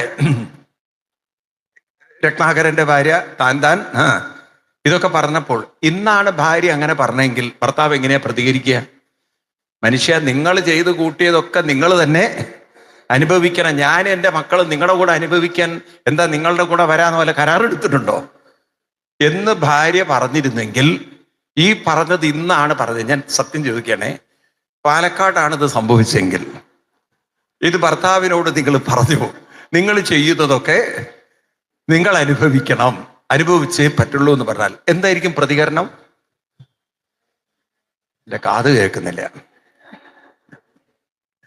അത് കേൾക്കുമ്പോൾ ഭർത്താവ് അത് ഭാര്യ അത് പറയുമ്പോൾ ഭർത്താവിന്റെ പ്രതികരണം എന്തായിരിക്കും? ഭാര്യയുടെ കാൽക്കൽ വീണിട്ട് നീ എൻ്റെ ഗുരുവാണത് പഠിപ്പിച്ചതെന്നാണോ പറയുക? അങ്ങനെയാണോ പറയുക? അത് അപ്പൊ പൊട്ടുവോ? പൊട്ടില്ല. പൊട്ടുന്ന എത്ര പേർക്ക് ഉറപ്പുണ്ട്? ഒരു ശബ്ദം മുഖത്ത് കേൾക്കാം. അപ്പോ അവിടെ ഒരു ഒറ്റ അടി കിട്ടിയിട്ടല്ലോ. ഞാൻ ഇത്രയും കാലം കഷ്ടപ്പെട്ട് ഉണ്ടാക്കി കൊണ്ടുവന്നിട്ട് ഇപ്പൊ ഒരു ദുരന്തം വന്നപ്പോൾ നിങ്ങൾ എല്ലാവരും കൂടി എന്നെ കൈവിടുകയാണല്ലേ, എന്നെ ഒറ്റപ്പെടുത്തുകയാണല്ലേ, നാണല്ലേ ഞാൻ കൊണ്ടുവന്നൊക്കെ അനുഭവിക്കാൻ പറയൂ ഇല്ലയോ? പറയും, മനുഷ്യനായ പറയും. എന്നാൽ ഈ രത്നാകരൻ ശരിക്കും എനിക്കൊന്നും കണ്ണാടിയുള്ള ആളാണെന്ന്. ഈ മനുഷ്യൻ അത് കേട്ടതും ഒരു കാര്യം മനസ്സിലായി, ഞാൻ ചിലതൊക്കെ അനുഭവിക്കുമ്പോൾ ആരും എൻ്റെ കൂടെ ഉണ്ടാവില്ല, ഞാൻ തന്നെ വേണം അതിലൂടെ കടന്നുപോയി. ഇനി മറ്റുള്ളവർ ഉണ്ടായിട്ടും കാര്യമില്ല, ഇപ്പം ക്യാൻസർ 4 സ്റ്റേജിൽ വന്നു. അതുപോലെ പാൻക്രിയാസ് ക്യാൻസർ ആണെങ്കിൽ ഭയങ്കര വേദനയാണ്, അസഹനീയമായ വേദനയാണ്. അപ്പം ആ ഒരു സന്ദർഭത്തിലൊക്കെ മനുഷ്യൻ വിചാരിക്കും എങ്ങനെയെങ്കിലും ഇതൊന്നൊന്ന് മരിച്ചു പോയാൽ മതി, ഇനി എനിക്ക് വേദന സഹിക്കാൻ വയ്യ എന്നുള്ളത് അല്ലേ. ഇപ്പൊ ഒരാൾ തളർന്നു കിടക്കണോ, അവശനായി കിടക്കണോ, ഭാര്യയും മക്കളും ഉണ്ടായിട്ട് എന്താ കാര്യം? വേണമെങ്കിൽ തുടച്ച് വൃത്തിയാക്കി അവിടെ കിടത്താന്ന് മാത്രം. എന്നാലും ബെഡ് സോറ് വന്നാൽ അനുഭവിക്കണ്ടേ? വേണ്ടയോ? ദുരിതങ്ങളൊക്കെ അനുഭവിക്കണം. ഇനിയിപ്പോൾ അതൊക്കെ പൊട്ടി അതിന്നൊക്കെ പസ് പുറത്തു വന്ന് വീണ്ടും അത് വൂണ്ടൊക്കെ കെട്ടി അങ്ങോട്ടും ഇങ്ങോട്ടും തിരിഞ്ഞും മറഞ്ഞും കിടക്കുമ്പോൾ എന്തായാലും ആ അസഹ്യതകള്, ആ ബുദ്ധിമുട്ടുകള് അവനവൻ തന്നെ അനുഭവിച്ചേ പറ്റുള്ളൂ. ഇപ്പൊ താൻ ചെയ്യുന്ന പല കാര്യങ്ങളും തൻ്റെ ജീവിതത്തിൽ അനുഭവിക്കാൻ താൻ മാത്രമേ ഉണ്ടാവുള്ളൂ. എവിടെയോ ഇദ്ദേഹത്തിന്റെ ഉള്ളിൽ അത് തട്ടി, എൻ്റെ ജീവിതത്തിൽ ഞാൻ ഒറ്റപ്പെടാം, എൻ്റെ ജീവിതത്തിൽ ഞാൻ പലതും അനുഭവിക്കേണ്ടതായി വരാം, ഇതിനൊക്കെ മറികടക്കാൻ എനിക്ക് എന്തെങ്കിലും വഴിയുണ്ടോ? അപ്പൊ ആ നാരദരുമായിട്ടുള്ള അദ്ദേഹത്തിന്റെ ആ ഒരു കോൺവെർസേഷനിൽ അദ്ദേഹത്തിന് മനസ്സിലായി, ഒരുപക്ഷെ നാരദർക്ക് എന്നെ ഇതിൽ നിന്നും പുറത്ത് കൊണ്ടുവരാൻ അല്ലെങ്കിൽ പുറത്ത് കടക്കാൻ സാധിക്കും. ആ ഒരു തോന്നല്. ഇപ്പുറത്ത് നോക്കൂ, ഭാര്യ ഇത് പറഞ്ഞപ്പോൾ ഭാര്യയോടുള്ള ദേഷ്യമല്ല, ഭാര്യയോട് അയാള് വഴക്കടിക്കല്ല, ഭാര്യയോട് എതിരിടല്ല, മറിച്ച് എനിക്ക് എൻ്റെ ജീവിത പ്രശ്നത്തിൽ നിന്നും പുറത്ത് കടക്കാൻ സാധിക്കും. അതിന് വഴി കാണിക്കാൻ ആർക്ക് സാധിക്കും? നാരദർക്ക് സാധിക്കുന്നുണ്ടാവും. അതുകൊണ്ട് തിരിച്ച് നാരദരെടുത്ത് പോയി ഇതിന്ന് എങ്ങനെയാണ് ഞാൻ പുറത്ത് കടക്കേണ്ടത് എന്നൊരു വഴി ഒന്ന് ചോദിക്കാം. അപ്പൊ തിരിച്ചു വീണ്ടും ആരടുത്തേക്ക് പോവാണ്? നാരദത്തെ. അതിന് കാരണമുണ്ട്. അദ്ദേഹത്തിനോട് ഇത് പറഞ്ഞ് നാരദർ അവിടെ തന്നെ വെയിറ്റ് ചെയ്തു. അപ്പൊ തന്നെ അദ്ദേഹത്തിന് ഒരു ഉറപ്പുണ്ട്, എന്നെ രക്ഷിക്കാനായിരിക്കാം, എന്നെ ഇതിൽ നിന്ന് പുറത്തു കൊണ്ടുവരാനായിരിക്കാം ആര് കാത്തിരിക്കുന്നത്? നാരദര് കാത്തിരിക്കണം. അപ്പൊ എന്തോ ഒരു സുഹൃതം ഇദ്ദേഹത്തിന്റെ ജീവിതത്തിലുണ്ട് അല്ലേ? ആണോ? നാരദരെ വെറുതെ പറഞ്ഞു പോയിരുന്നെങ്കിൽ ഒരുപക്ഷെ ഇദ്ദേഹം ഭാര്യയെ 2 കൊടുത്തിട്ടുണ്ടാവും, അല്ലേ? ഒരുപക്ഷെ വീട് വിട്ട് ഇറങ്ങി പോയിട്ടുണ്ടാവും. പക്ഷെ ഇദ്ദേഹം തിരിച്ച് ആരടുത്തേക്ക് തന്നെ വന്നു? ആരടുത്തേക്ക് തന്നെ വന്നു? നാരദരുടെ അടുത്തേക്ക്. കാരണം നാരദരുടെ ആ നിൽപ്പ് കണ്ടപ്പോൾ തന്നെ മനസ്സിലായി, ഞാൻ തിരിച്ചു വരുമെന്ന് നാരദര് പ്രതീക്ഷിക്കുന്നുണ്ടാവും. എന്തായാലും ഈ പ്രശ്നത്തിൽ നിന്ന് പുറത്തു കടക്കാനുള്ള വഴി ആര് കാണിച്ചു തരും? ആ കോൺഫിഡൻസ് ഉണ്ടല്ലോ അദ്ദേഹത്തിന്റെ, ആ ഒരു കോൺഫിഡൻസിൽ നിന്നാണ് തിരിച്ച് രത്നാകരൻ ആരിലേക്ക് എത്തുന്നത്? നാരദരിലേക്ക് എത്തുന്നത്. ഈ ഒരു പോയിന്റ് വളരെ ഇമ്പോർട്ടൻ്റ് ആണ്. എന്താണെന്നറിയോ? ജീവിതത്തിൽ പല വിഷമങ്ങളും സങ്കടങ്ങളും ദുഃഖങ്ങളും വരും. പക്ഷെ പലപ്പോഴും ഉണ്ടല്ലോ, നമ്മളൊരു ഗുരുക്കന്മാരിലല്ല കണക്ട് ചെയ്യുക. നമ്മൾ അതിന് പകരം നേരത്തെ പറഞ്ഞതുപോലെ നേരത്തെ പറഞ്ഞില്ലേ ഒരു പുഴുവിന്റെ കാര്യം, കൂട്ടിൽ കിടന്ന് കറങ്ങുന്ന പുഴു. ഏത് പുഴു? പട്ടുനൂൽ പുഴുവിനെ പോലെ അത് തന്നെ വീണ്ടും വീണ്ടും അയവിറക്കി, അയ്യോ എൻ്റെ ദുര്യോഗം ഇങ്ങനെയായല്ലോ, എൻ്റെ ഗതി ഇങ്ങനെയായല്ലോ, എൻ്റെ വിധി ഇങ്ങനെയായല്ലോ, എൻ്റെ കർമ്മം ഇങ്ങനെയായല്ലോ, എൻ്റെ ഇതായല്ലോ, ഇങ്ങനെയെന്നും പറഞ്ഞ് ഇങ്ങനെ ഇരുന്ന് അത് തന്നെ ഇരുന്ന് അയവിറക്കും. ഇവിടെ തൻ്റെ ജീവിതത്തിൽ അയ്യോ ഞാൻ ഇത്രയും ചെയ്തു കൂട്ടി, എനിക്കിതിനൊക്കെ ദുരന്തങ്ങൾ അനുഭവിക്കേണ്ടി വരും എന്ന് പറഞ്ഞ് ചിന്തിക്കുകയല്ല. എനിക്ക് ഇതിൽ നിന്നും പുറത്ത് കടക്കാൻ നാരദരെനിക്കൊരു വഴി കാണിക്കും. ഇപ്പൊ ചെയ്തു കൂട്ടിയതിനെ കുറിച്ചോ ചെയ്തതിന്റെ കർമ്മഫലം വന്ന് ഞാൻ അത് അനുഭവിക്കേണ്ടതിനെ കുറിച്ചോ അല്ല. എനിക്കിതിൽ നിന്നും കമോൺ, എനിക്കിതിൽ നിന്നും പുറത്ത് കടക്കാൻ സാധിക്കും. അതിന് വഴി കാണിച്ചു തരാൻ ആരുണ്ട്? ഈ ഒരു പോയിന്റ് വളരെ ഇമ്പോർട്ടൻ്റ് അല്ലേ? എനിക്ക് പുറത്ത് കടക്കാൻ സാധിക്കും. ഒന്ന് പറയൂ. എനിക്ക് പുറത്താവാനോ? പണ്ടായിരുന്ന സ്ത്രീകൾ പുറത്താവല്ലേ? എനിക്ക് പുറത്ത് കടക്കാൻ സാധിക്കും. പറയൂ, എനിക്ക് പുറത്ത് കടക്കാൻ സാധിക്കും.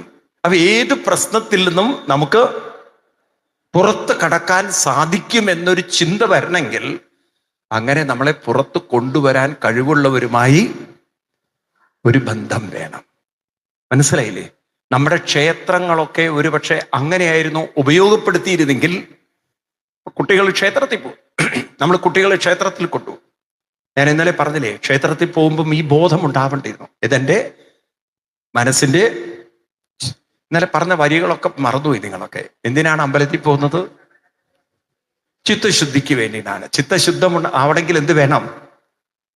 നാമജപം. അപ്പൊ ഈ നാമജപത്തിനാണ് ഞാൻ ക്ഷേത്രത്തിൽ പോകുന്നത്. അപ്പൊ എനിക്കൊരു വഴി തോന്നും. ഇപ്പൊ ഞാൻ നേരത്തെ ഇൻകം ടാക്സിൽ പ്രോബ്ലം ഉണ്ടായ ഒരാളെ കുറിച്ച് പറഞ്ഞു.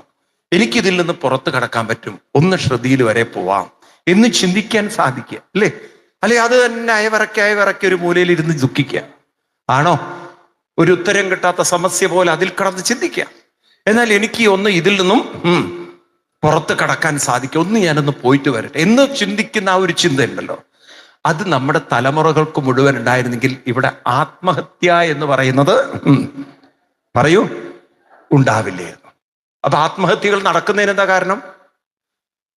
ആത്മഹത്യകൾ നടക്കുന്നതിന് എന്താ കാരണം? തൻ്റെ ജീവിത ദുഃഖങ്ങളെ, വിഷമങ്ങളെ, പരാജയങ്ങളെ ഏതിനെ പോലെ ആ പട്ടുനൂൽ പുഴുവിനെ പോലെ വീണ്ടും വീണ്ടും അയവിറക്കിക്കൊണ്ടിരിക്കുക. അപ്പൊ അതൊന്നും പുറത്തു കിടക്കാൻ പറ്റില്ല. നേരെ മറിച്ച് നേരത്തെ രത്നാകരൻ ചിന്തിച്ച ചിന്ത എന്താണ്? ഭാര്യ പറഞ്ഞു താൻ നിരന്തരം ചെയ്യുന്ന കർമ്മങ്ങൾ താൻ ഞാൻ ഒരുപാട് ചെയ്തു കൂട്ടി എന്ന് ചിന്തിച്ചില്ല. എനിക്കിതിൻ്റെയൊക്കെ കർമ്മഫലങ്ങൾ അനുഭവിക്കേണ്ടി വരുമല്ലോ, ദുരിതം അതിനെക്കുറിച്ച് ചിന്തിച്ചില്ല. എനിക്ക് ഇതിൽ നിന്നെല്ലാം പുറത്ത് കടക്കാൻ പറ്റും. അത് അണ്ടർലൈൻ ചെയ്യുക. അതാണ് ഞാൻ നിങ്ങളെ കൊണ്ട് പറയിപ്പിച്ചത്. എനിക്കിതിൽ നിന്നെല്ലാം പുറത്ത് കടക്കാൻ സാധിക്കും. അപ്പൊ അങ്ങനെ പുറത്ത് കടക്കാൻ സാധിക്കുന്ന വലിയ വാക്ക് പറഞ്ഞുകൊണ്ട് കാര്യമില്ല. അതിനെന്ത് വേണം? എന്നെ പുറത്ത് കൊണ്ടുവരാൻ പറ്റുന്നവരുമായി ഒരു സമ്പർക്കം വേണം, ഒരു ബന്ധം വേണം. അതിന് ക്ഷേത്രങ്ങളെ ഉപയോഗിച്ചിരുന്നെങ്കിൽ, അതിന് സത്സംഗങ്ങൾ ഉപയോഗിച്ചിരുന്നെങ്കിൽ, അതിന് സജ്ജനങ്ങളെ ഉപയോഗിച്ചിരുന്നെങ്കിൽ, അതിന് ഗുരു പരമ്പരകളെ ഉപയോഗിച്ചിരുന്നെങ്കിൽ രക്ഷപ്പെടുമായിരുന്നു. മനസ്സിലാവുണ്ടോ നിങ്ങൾക്ക്? എത്ര ഗംഭീരമാണ് ഈ രാമായണം. നോക്കൂ നിങ്ങൾ, ആ ചിന്താഗതികൾ നോക്കൂ നിങ്ങൾ. ഇത് കഥയല്ല പറയുന്നത്, ഇത് ജീവിതത്തെക്കുറിച്ചാണ് പറയുന്നത്. ഏത് മനുഷ്യനും ജീവിക്കുന്നവർക്കും ഉപകാരപ്രദമായ ചിന്തകളാണ് രാമായണം തരുന്നത്, അല്ലേ? ഇന്നും നമുക്ക് ആവശ്യമാണ്. കാരണം ഇന്ന് നമ്മുടെ മുന്നിൽ കാണുന്ന കുട്ടികൾ, കോളേജിൽ പഠിക്കുന്ന കുട്ടികൾ, യൂണിവേഴ്സിറ്റികളിൽ പഠിക്കുന്ന കുട്ടികൾ, IIT പഠിക്കുന്ന കുട്ടികളൊക്കെ തൂങ്ങി മരിക്കുന്നത്. മനസ്സിലായില്ലേ? ഇപ്പൊ ജീവിതത്തിൽ ഒരു നിമിഷം കൊണ്ട് പരാജയം വരാം, പരാജയത്തെ ചിന്തിച്ച് തീർക്കാം. അപ്പൊ അവിടെയൊക്കെയാണ് രാമായണം നമുക്കൊരു ഉത്തമ മാർഗദർശിയായി മാറുന്നത്. രത്നാകരൻ തളർന്നില്ല. താൻ ചെയ്തു കൂട്ടിയതിനെ അയവിറക്കിയില്ല. നേരെ തിരിച്ച് ആരുടെ അടുത്തേക്ക് എത്തി? നാരദരുടെ അടുത്തേക്ക്. എന്തിനു വേണ്ടിയിട്ട്?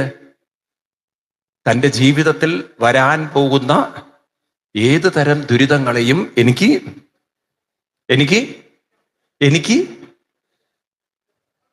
എനിക്ക് തരണം ചെയ്യണം, മറികടക്കണം, എനിക്ക് അതിനെ അതിവർത്തിക്കണം. ഈ ഒരൊറ്റ ചിന്ത.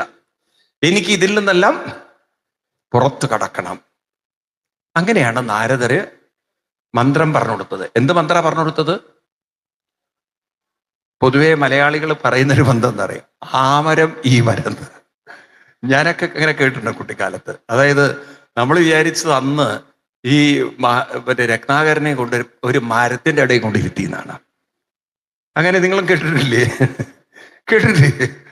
അപ്പം ആ മനുഷ്യന് അയാളൊന്ന് സ്കൂളിൽ പോവാത്ത കുട്ടി ആളായതുകൊണ്ടായിരിക്കും ആമരം ഈ മരം, ആ മരം ഈ മരം എന്ന്. എനിക്കിത് പറയുമ്പോഴെപ്പോഴും ഓർമ്മ വരും ഈ മലപ്പുറത്തെ MSP പോലീസിനെ കുറിച്ചാണ്. പണ്ട് ഈ ബ്രിട്ടീഷുകാർ MSP പോലീസ് എന്ന് പറഞ്ഞിട്ട് മലപ്പുറം സ്പെഷ്യൽ പോലീസ് എന്ന് പറഞ്ഞിട്ട് വിങ്ങിന് തുടങ്ങി. അപ്പൊ അന്ന് ഈ ഇംഗ്ലീഷിലാണല്ലോ left right left right left right എന്ന് പറയുമ്പോൾ ഇവർക്ക് ഈ ലെഫ്റ്റും റൈറ്റും അറിയില്ല. കാരണം ഇംഗ്ലീഷ് വാക്കല്ലേ. അന്നൊന്നും ഇംഗ്ലീഷിന് അത്ര പോപ്പുലാരിറ്റി വന്നിട്ടില്ല. അപ്പൊ ഈ ബ്രിട്ടീഷുകാരിങ്ങനെ ആലോചിച്ചു, അവർക്കൊരു വാത്മീകി കിട്ടി, അല്ല നാരദരെ കിട്ടി. ഇതിനൊരു പരിഹാരം എന്താണെന്നുള്ളത്, ഇതൊന്ന് പരിഹരിക്കണല്ലോ. അപ്പൊ അയാളൊരു വഴി പറഞ്ഞു കൊടുത്തു. ഒരു കാര്യം ചെയ്യും, ഈ പോലീസുകാരുടെയൊക്കെ ഒരു കാലില് തെങ്ങിന്റെ ഓല കൊണ്ടുവരാൻ പറഞ്ഞു. എന്നിട്ട് ഓല മടക്കി കെട്ടി. മറ്റേ കാലിലാണെങ്കിൽ ഇവർ കുറച്ച് തുണി കൊണ്ടുവരാൻ പറഞ്ഞു, ശീല കെട്ടി. അപ്പൊ ഇവരിങ്ങനെ പറഞ്ഞു ശീലക്കാല് ഓലക്കാലെന്ന്. ഈ ലെഫ്റ്റ് റൈറ്റ് എന്ന് പറയുന്നതിന് പകരം ശീലക്കാലെന്ന് പറയുമ്പോൾ ശീല കെട്ടിയ കാല് മുന്നോട്ട് വയ്ക്കണം. ഓലക്കാലെന്ന് പറയുമ്പോൾ ഓല കെട്ടിയ കാല്. അങ്ങനെയാണ് അത്ര ഇവരെ ഏത് പഠിപ്പിച്ചത്?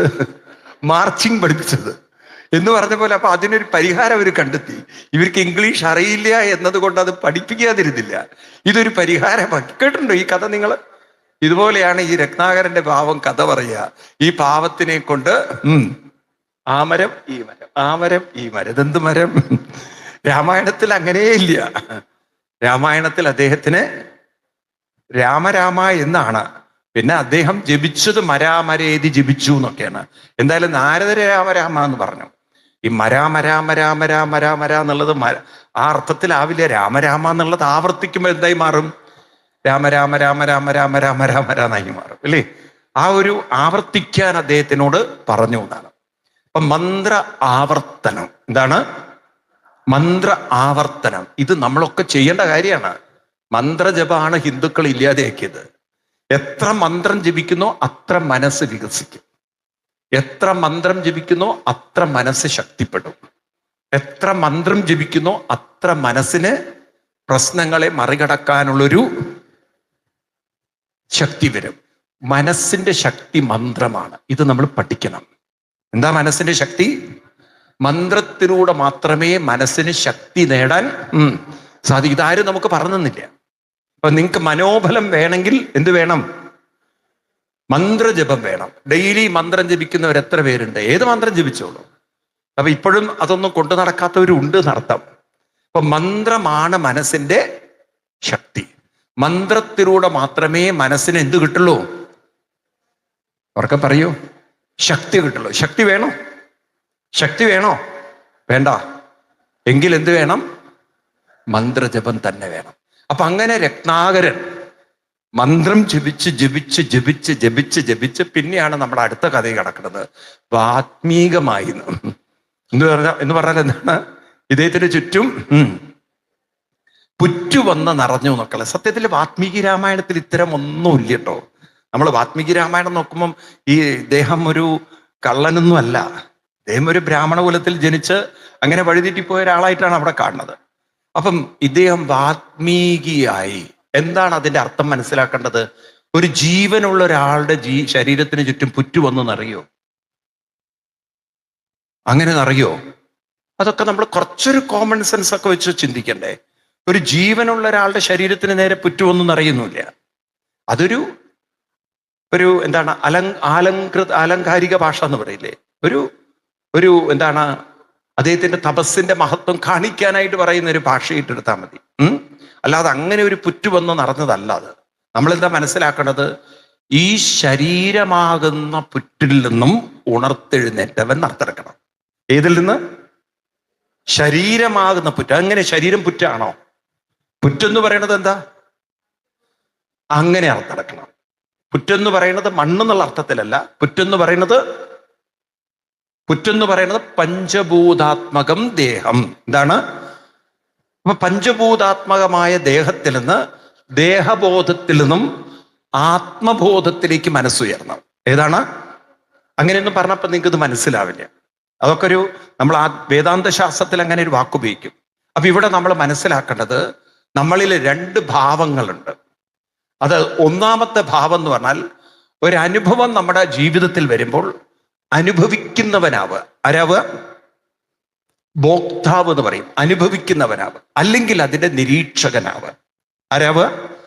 നിരീക്ഷകൻ. അതായത് ഞാൻ നിങ്ങൾക്ക് രാവിലെ ഒരു ഉദാഹരണം പറഞ്ഞു. നിങ്ങൾ സിനിമ കാണാൻ പോവാറില്ലേ? ഇല്ലേ? പോവാറില്ലേ തിയേറ്ററിൽ? അപ്പൊ സിനിമ കാണുന്ന സമയത്ത് ആദ്യം കുറെ അഡ്വർടൈസ്മെന്റുകൾ കയറി വരും, ഇല്ലേ? ഈ അഡ്വർടൈസ്മെന്റ് കയറി വരുമ്പം നിങ്ങൾ എങ്ങനെയാ അത് കാണുക? ഇൻട്രസ്റ്റിംഗ് ആയിട്ട് കാണോ? അതിലങ്ങോട്ട് വളരെ ശ്രദ്ധ വെച്ച് കാണോ? നിങ്ങൾ അതിനെ ജസ്റ്റ് വാച്ച് ചെയ്യും. അതെന്താ അഡ്വർടൈസ്മെന്റ് പോലും നിങ്ങൾക്ക് ചിലപ്പം ഓർമ്മ ഉണ്ടാവില്ലേ കുറച്ച് കഴിഞ്ഞാൽ. കാരണം നിങ്ങൾ അതിൽ അത്ര ഇൻട്രസ്റ്റ് ഇല്ലാത്തവരാ.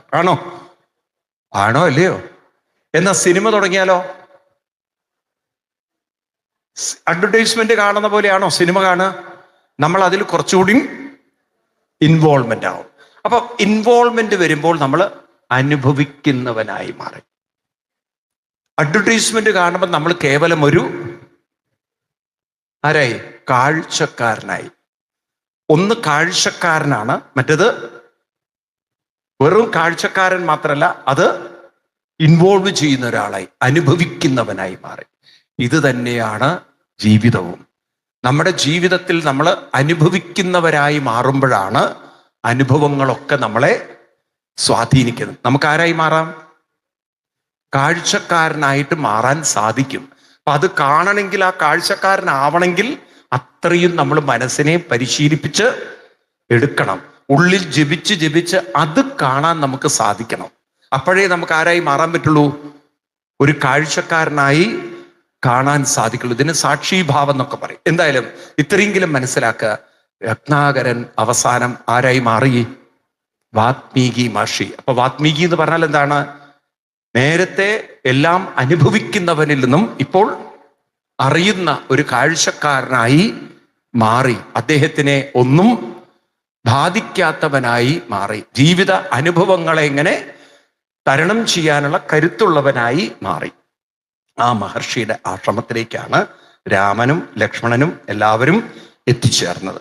അവിടെ എത്തിച്ചേർന്ന സമയത്ത് വളരെ സന്തോഷമായി. മഹർഷി എല്ലാവരും നമസ്കരിച്ചു. ആ മഹർഷിയുടെ പാദങ്ങളിലൊക്കെ വീണ് നമസ്കരിച്ചു. മഹർഷി അവരെ സ്വീകരിച്ചു. അങ്ങനെ ആ മഹർഷിയോട് കഥകളും കാര്യങ്ങളൊക്കെ പറഞ്ഞപ്പോൾ പിന്നീടാണ് നമ്മൾ കാണുന്നത്, മഹർഷിയോട് ചോദിക്കുകയാണ്, എവിടെയാണ് ഞാൻ കുറച്ചു കാലം താമസിക്കേണ്ടത്? താതന്റെ നിയോഗപ്രകാരം വന്നു ചേർന്ന് എനിക്ക് താമസിക്കാൻ പറ്റിയ ഒരു ഇടം അവിടെ നിന്ന് എനിക്ക് കാണിച്ചു തരണം. അതാണ് ഇവിടെ നമുക്ക് കാണേണ്ടതൊരു ഭാഗം. അത് വളരെ ഗംഭീരമായിട്ട് രാമായണത്തിൽ എഴുതി വെച്ചിട്ടുണ്ട്. ഇത് വരുന്നത് ഇവിടെ ഈ ഭാഗം വരുന്നത് എവിടെയാണത്?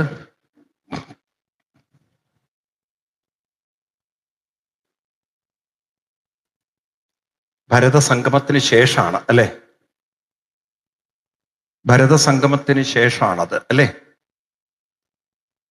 അതെ. അവര് വാത്മീകി മഹർഷിയുടെ ആശ്രമത്തിലേക്ക് പോകുമ്പോൾ അതെ, അത് ഭരതസംഗമത്തിന് ശേഷമാണ്. അപ്പൊ നമുക്ക് ആ ഒരു ഭാഗം വേണത് വരുന്നത്.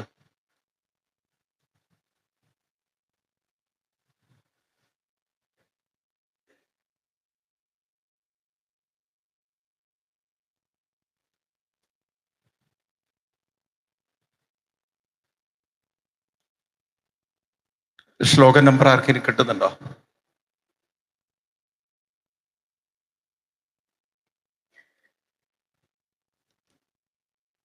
ശ്ലോകം നമ്പർ ആർക്കെങ്കിലും കിട്ടുന്നുണ്ടോ?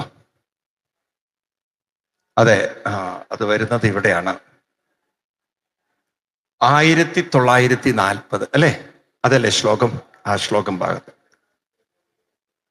അതിന്റെ മുമ്പില് 1930 ആ ശ്ലോകം ഒന്നെടുത്ത് നോക്കിക്കഴിഞ്ഞാല്, ഹേതുവോ ഞാൻ പറയണമെന്നില്ലല്ലോ, വേദാന്തിനം ഭവതാമറിയാമല്ലോ, ഏതൊരിടയെടുത്തു സുഖേന വസിക്കാവൂ, സീതയോടും കൂടി എന്നരുൾ ചെയ്യണം, ഇദ്ദിക്കിലൊട്ടുകാലം വസിച്ചിടുവാൻ ചിത്തേ പെരുകയാശ ഉണ്ടാശ മഹാമുനി, ഇങ്ങനെയുള്ള ദിവ്യന്മാരിരിക്കുന്ന മംഗലദേശങ്ങൾ മുഖ്യവാസോചിതം എന്നതു കേട്ടു വാത്മീകി മഹാമുനി മന്ദസ്മിതം ചെയ്തീ വണ്ണമരുൾ ചെയ്തു, സർവലോകങ്ങളും നിങ്കൽ വസിക്കുന്നു, സർവലോകേഷു നീയും വസിച്ചിടുന്നു, ഇങ്ങനെ സാധാരണം നിവാസസ്ഥലം അങ്ങനെ ആകയാൽ എന്തു ചൊല്ലാവതും, സീതാസഹിതനായി വാഴുവാൻ ഇന്നൊരു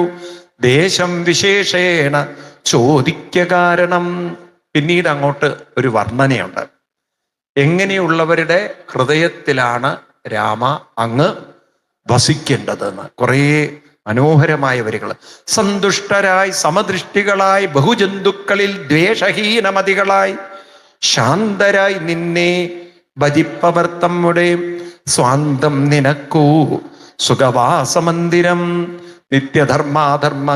ധർമ്മമെല്ലാം ഉപേക്ഷിച്ചു ഭക്തിയാ ഭവാനെ ഭജിക്കുന്നവരുടെ ചിത്തസരോജം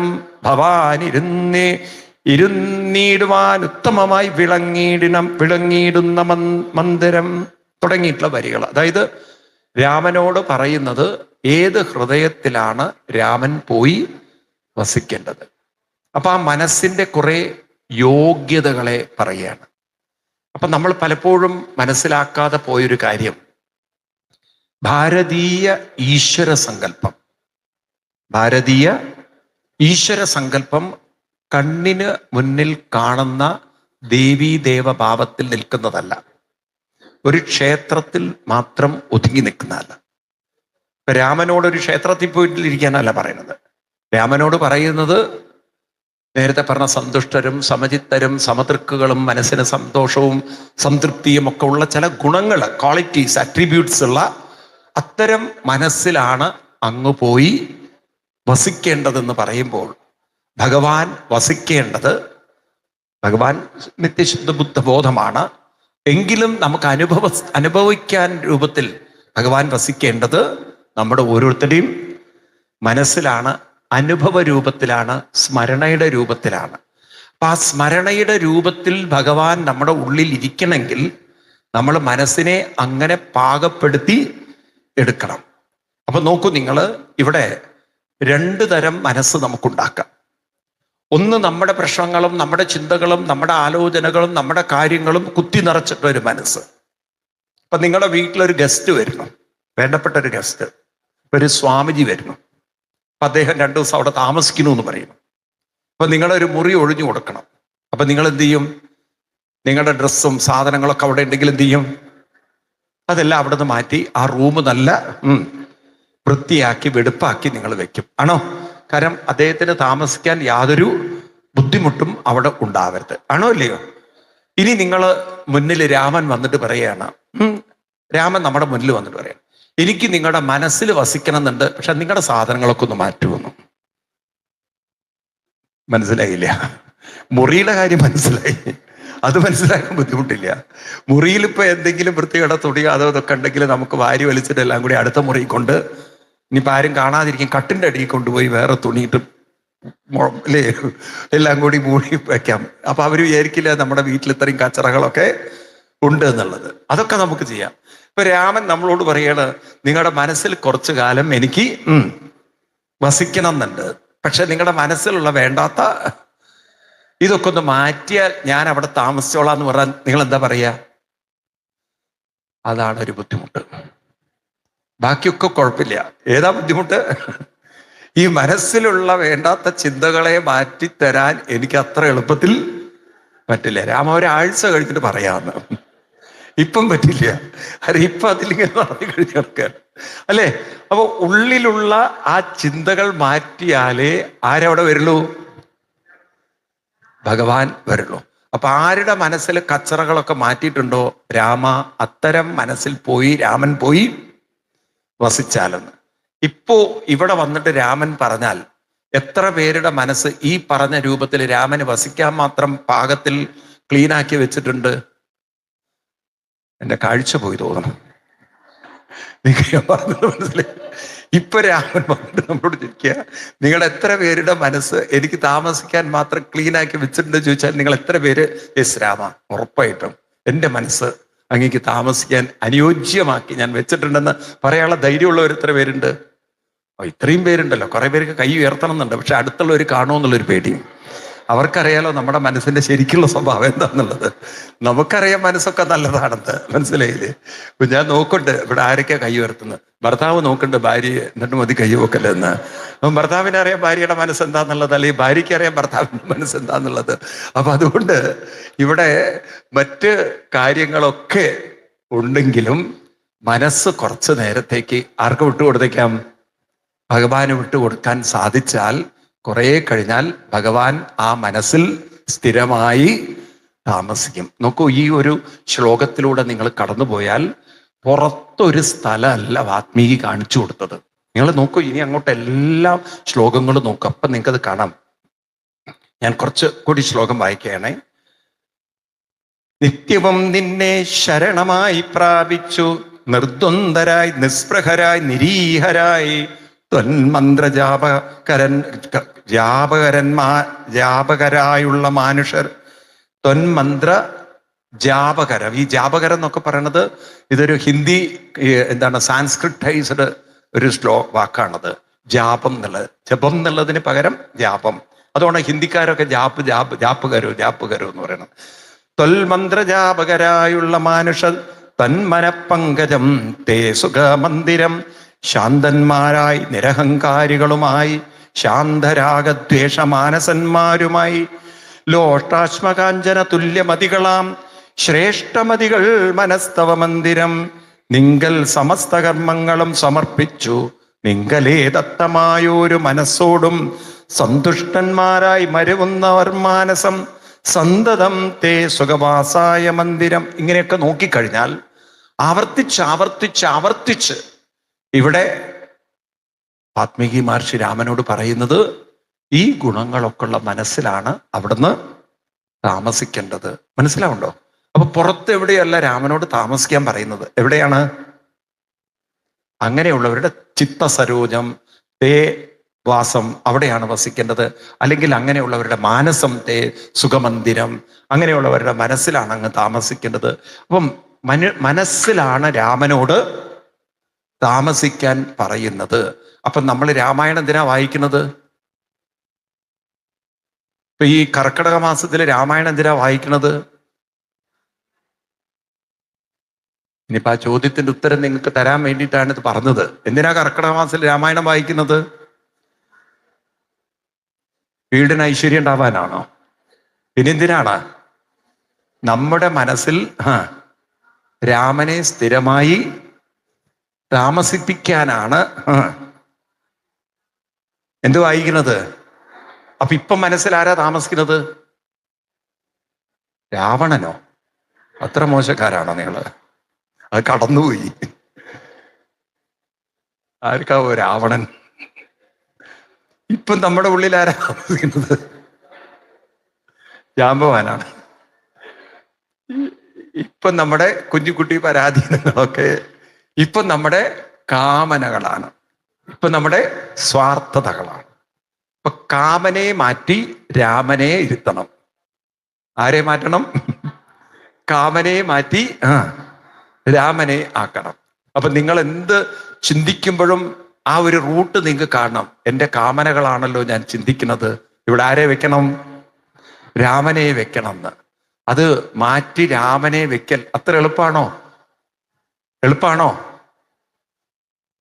എളുപ്പമാണോ? ആണ്. അങ്ങനെയൊക്കെ നിങ്ങൾ എളുപ്പമാണെന്നൊന്നും പറയണ്ട. ഒരാഗ്രഹം വരുമ്പോഴേക്കും മനസ്സ് പോയിട്ടുണ്ടോ? റോക്കറ്റ് പോലെ മനസ്സതിൻ്റെ രാമനെ ഓർമ്മ ഉണ്ടാവില്ല, ഒരു കൂമനെ ഓർമ്മ ഉണ്ടാവില്ല. രാമനൊക്കെ എപ്പോഴയോ പോയിട്ടുണ്ടാവും. പിന്നെ നിങ്ങൾക്ക് അയ്യോയ്യോയ്യോ ഞാൻ കേട്ടത് ഇങ്ങനെയാണല്ലോ, രാമനെയാണല്ലോ മനസ്സിൽ വെക്കേണ്ടത്. അപ്പോഴാണ് വേണ്ടാത്തതൊക്കെ ഒന്ന് മാറ്റി ആരെ വെക്കാൻ പറ്റുക? രാമനെ വെക്കാൻ പറ്റുക. ഇത് ഒരു പരിശീലനാണ്. ഇത് ചെയ്ത് പരിശീലിച്ചു കഴിഞ്ഞാൽ രക്ഷപ്പെട്ടു. നിൽക്കട്ടെ, ഏതായാലും ഇതൊക്കെ കേട്ടപ്പോൾ രാമൻ പറഞ്ഞു വളരെ സന്തോഷമുണ്ട് അങ്ങ് പറഞ്ഞതിൽ. പക്ഷെ എനിക്കിപ്പോൾ അച്ഛൻ പറഞ്ഞ പ്രകാരം 14 വർഷം എവിടെങ്കിലും താമസിക്കേണ്ടതുണ്ട്. അപ്പൊ അതുകൊണ്ട് ഒരു സ്ഥലം അങ്ങ് കാണിച്ചു തരണമെന്ന്. അപ്പൊ നോക്കൂ, രാമനായി ഒരു സ്ഥലം തെരഞ്ഞെടുത്തില്ല. ആര് പറഞ്ഞു കൊടുത്തു? ആര് പറഞ്ഞു കൊടുത്തു? വാത്മീകി. അപ്പൊ ഇവിടെയൊക്കെ നമുക്ക് കാണാം, രാമൻ നോക്കൂ ദൈവമായിട്ടാണ് നമ്മൾ കാണുന്നത്. രാമൻ ഒരു രാജകുടുംബത്തിൽപ്പെട്ട ആളാണ്. രാമൻ ഒരു വലിയ എന്താണ് തൻ്റെടിയാണ്. രാമന് സ്വയം തീരുമാനിച്ചാൽ പോരായിരുന്നില്ലേ? അതാണ് രാമായണത്തിലൊക്കെ കാണുന്നത്. എത്ര വലിയ മഹാനാണെങ്കിലും രാമന്റെ വിനയം എന്നുള്ളത്. എന്താണ് വിനയം? അപ്പൊ ആ വിനയം എന്ന് പറഞ്ഞാൽ എന്താണ്? വിനയം എന്ന് പറഞ്ഞാൽ എന്താണ്? ഒരു എടുത്തുചാട്ടം ഇല്ലാതെ മറ്റുള്ളവരോടുകൂടി കാര്യങ്ങളെല്ലാം ചോദിച്ചു മനസ്സിലാക്കിക്കൊണ്ട് ചെയ്യാനുള്ളൊരു മനസ്സ്. ഈ എടുത്തുചാട്ടം ചെയ്യുമ്പോഴാണ് പലപ്പോഴും ജീവിതം അപകടത്തിലായി മാറുന്നത്. നിങ്ങൾ നോക്കൂ, അത് ദശരഥന്റെ കാര്യത്തിലും കൈകേയിയുടെ കാര്യത്തിലും നമുക്കിത് കാണാം. ദശരഥൻ ഒരു പക്ഷേ രാമനെ യുവരാജാവാക്കുന്ന കാര്യം ഭാര്യമാരോട് കൂടി ആലോചിച്ചിരുന്നെങ്കിൽ ഈ ഒരു അപകടം അദ്ദേഹത്തിന് ഉണ്ടാവില്ലായിരുന്നു. അദ്ദേഹം മന്ത്രിസഭയിലും ഗുരുക്കന്മാരോടൊക്കെ ചോദിച്ചു, പക്ഷെ ഭാര്യമാരോട് അതിനെക്കുറിച്ചൊന്നും സംസാരിച്ചില്ല. അതെന്താ കാരണം വെച്ചാൽ അദ്ദേഹത്തിന് അത്ര ഉറപ്പായിരുന്നു, ഞാൻ പറയുന്നതിൻ്റെ അപ്പുറത്ത് ഭാര്യമാര് നോ പറയില്ല എന്നുള്ളൊരു മുൻവിധി, ഭാര്യമാരെ കുറിച്ചുള്ള ഒരു മുൻവിധി ആർക്കുണ്ടായിരുന്നോ? അവരെന്നെ നിഴല് പോലെ പിന്തുടരും എന്നുള്ളൊരു തോന്നൽ. എൻ്റെ എല്ലാ തീരുമാനത്തിലും അവരും. ചില ആൾക്കാർ പറയില്ലേ, അല്ല നിങ്ങളുടെ വീട്ടുകാർക്ക് എല്ലാവർക്കും സമ്മതമാണ്. ഓ പിന്നെ ഞാൻ പറഞ്ഞതിനപ്പുറമൊന്നും അവർ പറയില്ല എന്ന് പറയുന്നൊരു മുൻവിധിയുണ്ട് ചിലർക്ക്. ഉണ്ടോ? ഇതുപോലെ ഒരു ധാരണയായിരുന്നു ആർക്ക്? ദശരഥൻ. പക്ഷെ ആ കണക്കുകൂട്ടൽ തെറ്റി. ഇനി കൈകേയിയുടെ കാര്യത്തിലാണെങ്കിലോ, ഭരതന് വേണ്ടിയിട്ടാണ് രാജ്യം ചോദിച്ചത്. ഈ കാര്യമൊന്ന് ഭരതനോടും കൂടി ആലോചിച്ചിരുന്നുവെങ്കിൽ ആ എടുത്തുചാട്ടം കൈകേയിയുടെ ജീവിതത്തിൽ എന്നും ശപിക്കപ്പെട്ടൊരു ജീവിതമായി മാറില്ലായിരുന്നു. ഇതൊക്കെ നോക്കൂ നിങ്ങൾ, ഇന്നും മനുഷ്യന്റെ കയ്യിൽ പെട്ടുന്ന ഒരു അപകടമാണ്. പല എടുത്തുചാട്ടങ്ങളാണ് പലപ്പോഴും അവരുടെ ജീവിതത്തെ അപകടത്തിലാക്കി മാറ്റുന്നത്. അപ്പൊ വിനയം ഉണ്ടാവുക. എന്താ വിനയം എന്ന് പറഞ്ഞാൽ? മറ്റുള്ളവരോട് കൂടി പറയൂ, ആലോചിക്കുക. രാമൻ ഇത്രയും വലിയ അവതാരമൂർത്തിയായിട്ട്, രാമൻ ഇത്രയും വലിയ മഹാനായിട്ട്, എന്നിട്ടും രാമൻ വളരെ വിനയാന്വിതനായിട്ട് മഹർഷിയോട് ചോദിക്കുകയാണ്, പറയൂ, എനിക്ക് പറഞ്ഞു തരൂ, ഞാൻ എവിടെയാണ് ഈ 14 വർഷം ചെലവഴിക്കേണ്ടതെന്ന്. അങ്ങനെ മഹർഷിയാണ് രാമന് സ്ഥലം പറഞ്ഞു കൊടുക്കുന്നത്, ചിത്രകൂടത്തിൽ പോയി താമസിക്കാൻ. അങ്ങനെയാണ് രാമൻ എവിടെ എത്തുന്നത്? ചിത്രകൂടത്തിൽ. അത് ശരിക്കും പറഞ്ഞാൽ രാമൻ തെരഞ്ഞെടുത്തതല്ല. ആര് പറഞ്ഞു കൊടുത്തു? വാത്മീകി മഹർഷി പറഞ്ഞ പ്രകാരം അവിടെ പോയി. അങ്ങനെ ചിത്രകൂടത്തിൽ അവിടെ താമസിക്കാനുള്ള സൗകര്യങ്ങൾ. ഇനി ഗുഹയിലാണോ താമസിച്ചതെന്ന് ഇവിടെ ഒരു പർണശാലയൊക്കെ കിട്ടുന്നുണ്ട്.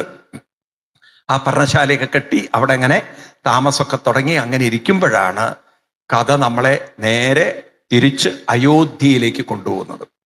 ഇനിയിപ്പോൾ അയോധ്യയിൽ എന്താ സംഭവിച്ചത്? അവിടെയാണെങ്കിൽ ദശരഥനെ അവർ ഷിഫ്റ്റ് ചെയ്തു. പാവം എണീറ്റ് നടക്കാനൊന്നും വയ്യ, താങ്ങിപ്പിടിച്ചെടുത്ത് കൊണ്ടുപോയി. എവിടേക്ക്? ICUലോ. അദ്ദേഹത്തിനെ കൊണ്ട് ഇരുത്തിയത് എവിടെയാണ്? കൗസല്യ മാതാവിൻ്റെ ഗൃഹത്തിലേക്കാണ്. അപ്പൊ കൗസല്യ മാതാവിൻ്റെ ഗൃഹത്തിലെത്തി. അപ്പൊ കൗസല്യ മാതാവ് അവിടെ വന്നപ്പം ഭർത്താവായ ദശരഥനെ കിട്ടാൻ കാത്തിരിക്കുകയാണ്. കാരണം ഇത്രയും കാലം ഈ വഴിക്ക് പോകുമ്പോൾ മൈൻഡ് ചെയ്യാതെ പോയ ആളായിരുന്നു ആര്? ദശരഥ മഹാരാജാവ്. അന്ന് അയാൾ കിടികിടി എന്ന് പറഞ്ഞിട്ട് ആരെ പിന്നാലെ നടന്നു? കൈകേയിയുടെ പിന്നാലെ നടന്നു. കൈ കഴുകാൻ പോലും കൗസല്യയുടെ അടുത്ത് വരില്ല. അപ്പൊ അങ്ങനെ ജീവിച്ച ആള് ഇന്നിപ്പോ ആർക്കും വേണ്ടാതെ ഒരു വഴിയാധാരമായപ്പോഴാണ് ആധാർ കാർഡുമായിട്ട് ആരെടുത്ത്? കൗസല്യാദേവിയുടെ അടുത്ത് വന്ന് പെട്ടിരിക്കുന്നത്. അപ്പൊ കൗസല്യാദേവി കണ്ടപ്പോൾ തന്നെ ചോദിച്ചു, അല്ല നിങ്ങൾ ആ ഭരതനെ ചക്രവർത്തിയാക്കുന്നതിൽ എൻ്റെ പുത്രന് വിരോധമില്ല, ഈ പാവത്തിനെ എന്ത് കണ്ടിട്ടാണ് നിങ്ങൾ കാട്ടിലേക്ക് അയച്ചത്? അവൻ എന്ത് പാപാ നിങ്ങളോട് ചെയ്ത്? നാണമില്ലേ മനുഷ്യ നിങ്ങൾക്ക് ആ പെണ്ണിന്റെ കൂടെ കൂടിയിട്ട് എൻ്റെ മകനെ വഴിയാധാരാക്കാൻ? കൊടുത്തു അങ്ങോട്ട്. ഇതുവരെ മനസ്സ് സൂക്ഷിച്ചതൊക്കെ അങ്ങോട്ട് ആർക്ക് കൊടുത്തു? അപ്പൊ ദശരഥൻ അവിടുന്ന് മോങ്ങിക്കൊണ്ട് പറയാണ്, പുണ്ണിൽ കൊള്ളി വെക്കരുതെന്ന്. അദ്ദേഹത്തിന് പുണ്ണുണ്ടോന്ന് എനിക്ക് അറിയില്ല. അതായത് ഞാൻ ഓൾറെഡി എൻ്റെ ജീവിതത്തിൽ പാമ്പ് കടിച്ചിരിക്കുക. എന്താണ് അങ്ങനെ ഇതുണ്ടല്ലോ പ്രയോഗം, പാമ്പ് കടിയേറ്റവനെ അങ്ങനെയല്ല ആണോ? ഇടിവെട്ടേറ്റവനെ പാമ്പ് കടിച്ചത് അങ്ങനെയാണ്, അതങ്ങനെയല്ലേ? ഇടിയേറ്റവനെ പാമ്പ് പിടിച്ചു എന്നുള്ള അവസ്ഥയിൽ ഓൾറെഡി ഇടിവെട്ടി കിടക്കുകയാണ്. അതിൻ്റെ ഇടയിലാണ് അടുത്ത പാമ്പിന്റെ പ്രയോഗം. എന്തിനാണ് നീ എന്നെ ഇങ്ങനെ കൊല്ലാതെ കൊല്ലുന്നത് എന്ന്. പിന്നെ ആ ദശരഥന്റെ ഒരു കഥ പറയലുണ്ട്. ഞാനിതൊക്കെ അനുഭവിച്ചു തന്നെ പറ്റുള്ളൂ. എൻ്റെ ജീവിതത്തിൽ ഞാൻ നിങ്ങളോട് പറയാത്തൊരു സത്യമുണ്ട്. ആ ഒരു സത്യം അദ്ദേഹം അവിടെ പറയാണ്. യൗവനകാലത്ത് നടന്നതാണ്. അതായത് ഇദ്ദേഹം കല്യാണം കഴിക്കുന്നതിന് മുമ്പ് അന്ന് ചെയ്ത തോന്നിവാസം എന്ന് അദ്ദേഹം ആരോടും പറഞ്ഞിട്ടുണ്ടായിരുന്നില്ല. ഇന്നാണെങ്കിൽ പ്രൊഫൈലിൽ നോക്കി അറിയാൻ പറ്റും. കാരണം ഇന്നിപ്പം ഇൻസ്റ്റാഗ്രാമിലും ഫേസ്ബുക്കിലും ഒക്കെ പോസ്റ്റ് ചെയ്തുകൊണ്ട് എന്തൊക്കെ തോന്നിവാസമാണ് ചെയ്യുന്നത് എന്നുള്ളത് മനുഷ്യൻ അറിയും ഇല്ലേ? അപ്പൊ അതുകൊണ്ട് ഈ പാറ്റകൾ കുറെ സമരമൊക്കെ നടത്തി ഡൽഹിയിൽ. അപ്പം പാവം കേന്ദ്ര ഗവൺമെന്റ് പറഞ്ഞു, ശരി നിങ്ങൾക്ക് വേണ്ടി ഞങ്ങൾ രാജിവെച്ചോളാം, നിങ്ങൾക്ക് വേണ്ടിയിട്ട് അത് ശരിയാണ്. എന്നിട്ട് ഇവന്മാരെ കൂടി 5 സ്റ്റാർ ഹോട്ടലിൽ പോയി പാർട്ടി നടത്തി. ആരോ അത് വീഡിയോയിൽ ഫോട്ടോ റെക്കോർഡ് ചെയ്തു. ഇവന്മാരൊക്കെ പെട്ടിരിക്കണം. അപ്പൊ 5 സ്റ്റാർ ഹോട്ടലിൽ പോയിട്ട് ഇവർക്ക് എങ്ങനെ പാർട്ടി നടത്താൻ പറ്റി? അപ്പൊ ഇവരുടെ ലക്ഷ്യം എന്തായിരുന്നു? ഇവരാകെ നാണം കെട്ടിരിക്കുകയാണ്. ഇവർക്ക് സപ്പോർട്ട് ചെയ്ത കുറെ ആൾക്കാർ ഇവർക്ക് എതിരായി. ഇപ്പം നോക്കൂ നിങ്ങൾ, ഒരു നിമിഷം കൊണ്ടെല്ലാം മാറി മറയണം. ഈ ഇൻസ്റ്റാഗ്രാമും ഫേസ്ബുക്കും ചില്ലറ സാധനമല്ല. അത് ദശരഥനെ പണ്ട് പറ്റിയ അമളി അന്ന് റെക്കോർഡ് ചെയ്യാൻ പറ്റാത്തതുകൊണ്ടാണ്. ഇപ്പൊ ദശരഥൻ അതൊക്കെ പറഞ്ഞ് മൂങ്ങുകയാണ്. എന്താണ്? ഞാൻ എൻ്റെ കുട്ടിക്കാലത്ത് യൗവനകാലത്ത് ഒരിക്കൽ ഇങ്ങനെ മൃഗയാ വിനോദത്തിന് വേണ്ടി കാട്ടിൽ പോയി. അങ്ങനെ മൃഗയാ വിനോദം ചെയ്യുന്നതിൻ്റെ ഇടയിൽ രാത്രിയാണ്. അപ്പൊ ഇദ്ദേഹത്തിന് ഒരു പ്രത്യേകത ഉണ്ട്, ശബ്ദഭേദി പറയും. ശബ്ദഭേദി എന്ന് പറഞ്ഞാൽ ശബ്ദം കേൾക്കുന്ന ദിക്കിലേക്ക് ഉന്നം തെറ്റാതെ അമ്പ ചെയ്യാനുള്ളൊരു കഴിവുള്ള ഒരു രാജാവുണ്ടായിരുന്നു ഭാരതത്തിൽ. അറിയോ നിങ്ങൾക്ക്?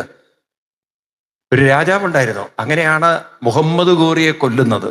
ഈ മുഹമ്മദ് ഗോറിയെ ഒരൊറ്റ അമ്പ ചെയ്ത് കൊല്ലുന്ന ഒരാളുണ്ട്. അദ്ദേഹത്തിന്റെ പേര് പൃഥ്വിരാജ്. അങ്ങനെ ഒരു രാജാവുണ്ടായിരുന്നു ഭാരതത്തിൽ.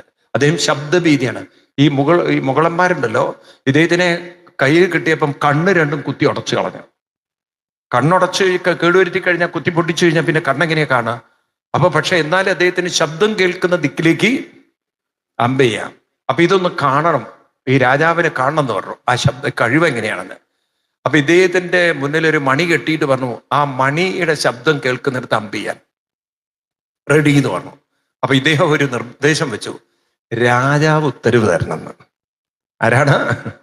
ഈ രാജാവ് എനിക്ക് ഉത്തരവ് തന്നാലേ ഞാൻ അമ്പ ചെയ്യുള്ളൂ എന്ന്. ഈ പൊട്ടൻ രാജാവ് അറിഞ്ഞില്ല ഇത് എന്താണെന്നുള്ളത്. രാജാവ് ഉത്തരവ് കൊടുത്തു അമ്പ ചെയ്യാൻ. എവിടുന്നാണോ ഉത്തരവ് എന്ന് അങ്ങോട്ട് കൊടുത്തു.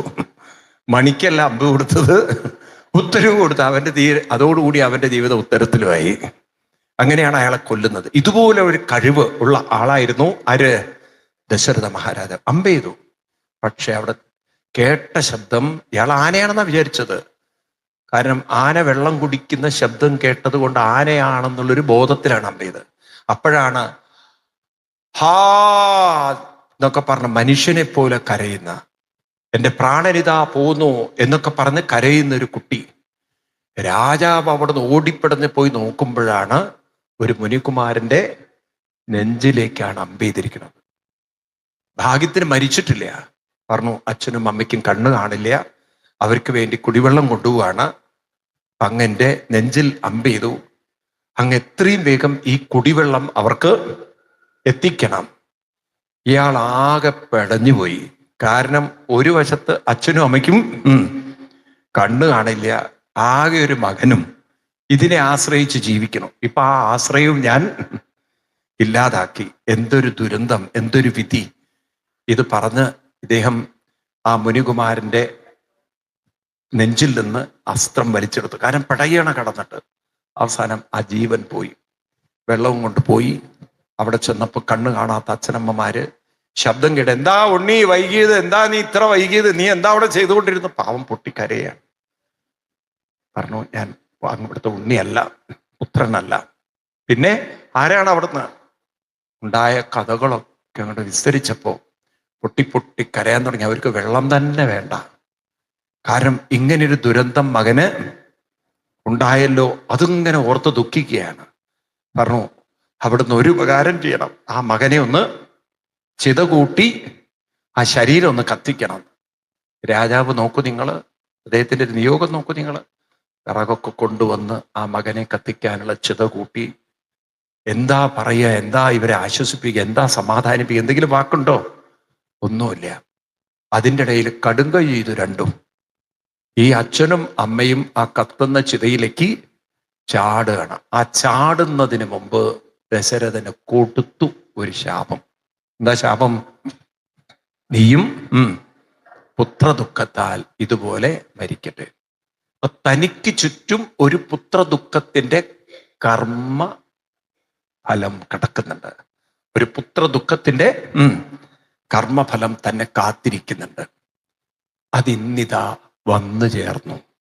ആ മുനികുമാരന്റെ വാക്കുകൾ സത്യമായി തീർന്നു. അത് തന്നെ ഓർത്തുകൊണ്ട് തനിക്ക് ഈ ഒരു ദുരന്തം വന്നതിന് കാരണം താൻ അന്ന് ചെയ്തു കൂട്ടിയ ഈ കർമ്മത്തിന്റെ ഫലമാണ്.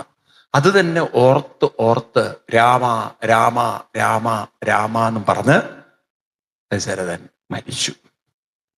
അങ്ങനെ ദശരഥ മഹാരാജാവ് എന്ന് പറയുന്ന ചക്രവർത്തി, അവതാര പുരുഷനായ രാമന്റെ അച്ഛൻ, അവസാനം പെടഞ്ഞ് തൻ്റെ ജീവിതത്തിലുള്ള ദുര്യോഗത്തെ ഓർത്ത്, കർമ്മഫലത്തെ ഓർത്ത് അങ്ങനെ രാമനെ വിളിച്ചുകൊണ്ട് ശരീരം ഉപേക്ഷിക്കേണ്ടത്. ഹാ രാമ ലക്ഷ്മണ സീതേ എന്നൊക്കെ പറഞ്ഞിട്ടാണ് അവസാനം മരിക്കുന്നത്. അന്നത്തെ കാലഘട്ടത്തിൽ മരിച്ചു കഴിഞ്ഞാൽ കർമ്മങ്ങൾ ചെയ്യണം. മരണാനന്തര കർമ്മം പുത്രന്മാരാണ് ചെയ്യേണ്ടത്. മൂത്ത പുത്രൻ കാട്ടിലാണ്. രാമനെ ഇനി കൊണ്ടുവരാനും പറ്റില്ല. കാരണം രാമൻ അച്ഛന്റെ നിയോഗപ്രകാരം കാട്ടിൽ പോയി. ഇനിയിപ്പോൾ അടുത്തത് മൂത്തത് ഭരതനാണ്. ഭരതനാണെങ്കിൽ കേകയ രാജ്യത്താണ്. ആ രാജ്യത്തിന്റെ അവസ്ഥ നോക്കൂ നിങ്ങൾ. പുത്രന്മാരില്ലല്ലോ രാജ്യം ഭരിക്കാനെന്ന് കരഞ്ഞിരുന്ന രാജാവിൻ്റെ രാജ്യം കുറച്ചു നേരത്തേക്ക് ഭരിക്കാൻ ആരും ഇല്ലാത്തൊരവസ്ഥയെ, 4 പുത്രന്മാരും ഇല്ലാത്ത അവസ്ഥയെ. ഭരതന്റെ കൂടെ ശത്രുഘ്നനും പോയി, രാമന്റെ കൂടെ ലക്ഷ്മണനും പോയി. അന്നത്തെ കാലം നോക്കൂ, ഒരു നിമിഷം കൊണ്ട് അന്യ രാജാക്കന്മാർക്ക് ഇത് കീഴടക്കിയെടുക്കാവുന്നതേ ഉള്ളൂ അല്ലേ? പക്ഷെ എന്നാലും അന്നത്തെ കമ്മിറ്റഡ് ആയിട്ടുള്ള മന്ത്രിമാരും ഗുരുക്കന്മാരുടെ ആ ഗുരുത്വം ആ രാജ്യത്തെ അവർ സുരക്ഷിതരാക്കി വെച്ചു. ഇനി എത്രയും വേഗം ആരെ വരുത്തണം? ഭരതനെ വരുത്തണം. എളുപ്പമല്ല, 5-6 ദിവസം എടുക്കും. ആരെ കൊണ്ടുവരാൻ? ഭരതനെ കൊണ്ടുവരാൻ. ആളെ പറഞ്ഞയച്ചു. അതുവരെ ഈ ശരീരം എന്ത് ചെയ്യും? അപ്പൊ അന്നത്തെ കാലത്ത് ശരീരം പ്രിസർവ് ചെയ്യും. ഇന്നിപ്പോ നമുക്ക് ഫ്രീസറൊക്കെ ഉണ്ടല്ലോ അല്ലേ? ഇന്നിപ്പോ ആ ബോക്സിലിട്ട് അവിടെ വെച്ച് കഴിഞ്ഞാൽ 7-8 ദിവസം അവിടെ കിടന്നോളും, തണുത്ത് കിടന്നോളും.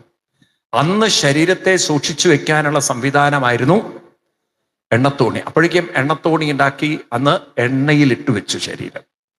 അങ്ങനെ ദശരഥൻ ഇപ്പൊ എവിടെ കിടക്കണത്? എണ്ണത്തോണിയിൽ അല്ലെ? അങ്ങനെ അദ്ദേഹത്തിന്റെ ശരീരമൊക്കെ കടത്തി. അതിൻ്റെ ഇടയിൽ ഭരതൻ 2-3 4-5-6 ദിവസം കഴിഞ്ഞപ്പം ആരെത്തിച്ചേർന്നു? ഭരതൻ എത്തിച്ചേർന്നു. ഭരതൻ എത്തിച്ചേർന്ന് ആകെ എന്താണ് ശോകമൂകമായ രാജ്യം. ആരൊന്നും ഭരതനോട് മിണ്ടണില്ല. പലരും ഭരതനെ അവഗണിക്കാൻ തുടങ്ങി. അപ്പൊ തന്നെ ഭരതന് മനസ്സിലായി ചില അനർത്ഥങ്ങൾ ഈ രാജ്യത്തിൽ സംഭവിച്ചിട്ടുണ്ട്. എന്താ സംഭവിച്ചെന്നുള്ള അറിയില്ല. ഏതായാലും എത്തിച്ചേർന്ന് നേരെ പോയത് അച്ഛൻ്റെ ആ കൊട്ടാരത്തിലേക്കാണ്. അപ്പൊ അവിടെ ചെന്നപ്പം അച്ഛൻ ഇല്ല കൊട്ടാരത്തില്. പിന്നെ നേരെ അച്ഛൻ അടുത്തതുണ്ടാവുക എപ്പോഴും ഭരതൻ അത്ര ഉറപ്പാണ്, എപ്പോഴും ദശരഥൻ ഉണ്ടാവുക ആരുടെ കൂടെയാണ്? കൈയുടെ അമ്മയുടെ കൂടെയാണ്. അപ്പൊ നേരെ അങ്ങോട്ട് ചെന്നപ്പോ അമ്മ എവിടെയുണ്ട്? മന്ദരയുണ്ട്. അപ്പം അമ്മയോട് ചോദിക്കുകയാണ്, അച്ഛൻ എവിടെയാണ്? ആദ്യം അതാ ചോദിക്കണ, അച്ഛൻ എവിടെയാണ് അമ്മ? അതിന് അമ്മ ഉത്തരം പറയുന്നത്, കേകയ രാജ്യത്ത് എല്ലാവർക്കും സുഖല്ലേ? അച്ഛന്റെ കാര്യം നല്ല മിണ്ടണത്. ആരുടെ കാര്യം? കേകയ രാജ്യത്ത് എല്ലാവർക്കും സുഖമാണ്. അപ്പൊ ഭരതൻ അത് വീണ്ടും വിട്ടു. കേകയ രാജ്യം വിടൂ, എനിക്ക് അറിയേണ്ടത് അച്ഛനാണ്. വീണ്ടും അത് തന്നെ ആവർത്തിച്ചപ്പോ പിന്നെ കൈകേയി പറയണത് എന്താ അറിയോ? നിന്റെ കാര്യങ്ങളൊക്കെ ഞാൻ അച്ഛനിൽ നിന്നും വരുത്തി, എല്ലാ സത്പുരുഷന്മാരും പോകുന്ന സദ്ഗതിയെ അച്ഛൻ പ്രാപിച്ചു കഴിഞ്ഞു. കൂളായിട്ടാ പറയണത്, നിന്റെ അച്ഛൻ സ്ഥലം വിട്ടു എന്ന്, നിന്റെ അച്ഛൻ മരിച്ചു പോയടാ. വളരെ കൂളായിട്ട് നിന്റെ അച്ഛൻ മറ്റുള്ളവര് കിട്ടുന്ന സദ്ഗതിയെ നിന്റെ അച്ഛനും പ്രാപിച്ചു. അപ്പോഴേക്കും ഭരതൻ അങ്ങനെ നിശ്ചലനായിപ്പോയി. അതായത് ഇനി ഈ കൊട്ടാരത്തിൽ എനിക്ക് ജീവനോടുകൂടി അച്ഛനെ കാണാൻ സാധ്യല്ല. അച്ഛനില്ലാത്തൊരു അയോധ്യയാണ്. അപ്പൊ ചോദിച്ചു, എന്താ അച്ഛൻ മരിക്കുന്ന സമയത്ത് അപ്പോഴാണ് അച്ഛൻ എന്താണ് അവസാനം പറഞ്ഞത് എന്നാണ് അടുത്ത ചോദ്യം. മരിക്കുന്ന സമയത്ത് എന്താ അച്ഛൻ പറഞ്ഞത്? രാമരാമേതി രാമാ ലക്ഷ്മണാസിതേ. അപ്പൊ ഈ രാമലക്ഷ്മണന്മാരൊന്നും ഉണ്ടായിരുന്നില്ല ഇവിടെ, അവരൊക്കെ എവിടെയാണ്? ഇതൊക്കെ പറയുമ്പോഴാണ് കൈകേയി സത്യം പറയണത്, നിനക്ക് വേണ്ടി ഞാൻ രണ്ടിനും കാട്ടി പറഞ്ഞയച്ചു. നിന്റെ കാര്യം ഒന്നും കൂടി സുരക്ഷിതാക്കാൻ വേണ്ടി ഞാൻ ഇവരെയൊക്കെ ട്രാൻസ്പോർട്ട് ചെയ്തു. എവിടേക്ക്? കാട്ടിലേക്ക്. അച്ഛനും രാമനും ലക്ഷ്മണനും സീതയൊന്നും ഇവിടെ ഉണ്ടായിരുന്നില്ല. അവരെല്ലാം എന്താ അവർ കാട്ടിപ്പോയത്? എന്തിനു കാട്ടിപ്പോയി? എല്ലാം നിനക്ക് നല്ലത് വരുത്താൻ, നിന്റെ നന്മയ്ക്ക് വേണ്ടി. അപ്പൊ എന്താണ് നിന്റെ നന്മ? അപ്പൊ അത് കൂടുതൽ ചോദിച്ചപ്പോഴാണ് പറയണത്, നിന്റെ അച്ഛനോട് ഞാൻ 2 വരം ചോദിച്ചു. 1 നിന്നെ ചക്രവർത്തിയാക്കണം, 2 രാമനെ കാട്ടിൽ പറഞ്ഞയക്കണം. ഇത് രണ്ടും കേട്ടപ്പോ നിന്റെ അച്ഛൻ ഫ്ലാറ്റായി. അതെന്റെ കുഴപ്പമില്ല. അച്ഛൻ അങ്ങനെ പെട്ടെന്ന് തളർന്നു പോകുന്നു ഞാനും വിചാരിച്ചതല്ല. പക്ഷെ അച്ഛനതൊന്നും താങ്ങാനുള്ളൊരു കഴിവുണ്ടായില്ല. അച്ഛൻ അതോടുകൂടി തളർന്നു. പിന്നെ അച്ഛൻ തീർന്നും ചെയ്തു. തീർന്നത് ഇവിടെ നിന്നല്ല, കൗസല്യയുടെ വീട്ടിൽ നിന്നാണ്. ഞാൻ ഇവിടുന്ന് ഏറെക്കുറെ ആക്കി വിട്ടു, അവിടുന്ന് അത് പൂർണ്ണമായി. ഇതായിരുന്നു ദശരഥന്റെ അവസ്ഥ. അതുകൊണ്ട് എല്ലാം നിന്റെ നന്മയ്ക്കാണ്. ഇത്രയും കേൾക്കുമ്പോൾ ഭരതനിൽ നിന്ന് നല്ലതെന്തെങ്കിലും കേൾക്കാം എന്നതായിരുന്നു ആര് പ്രതീക്ഷിച്ചത്?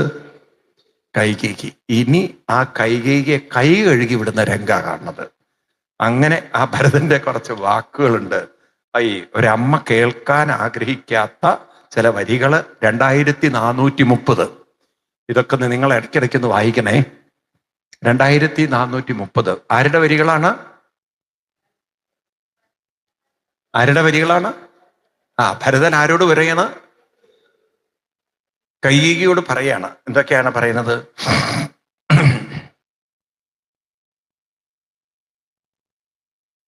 ഭർത്താവിനെ കൊന്ന പാപേ മഹാഘോരേ നിസ്ത്രപേ നിർദ്ധയേ ദുഷ്ടേ നിശാചരി നിന്നുടെ ഗർഭത്തിൽ ഉത്ഭവിച്ചേനൊരു പുണ്യമില്ലാതെ മഹാപാപി ഞാനഹോ.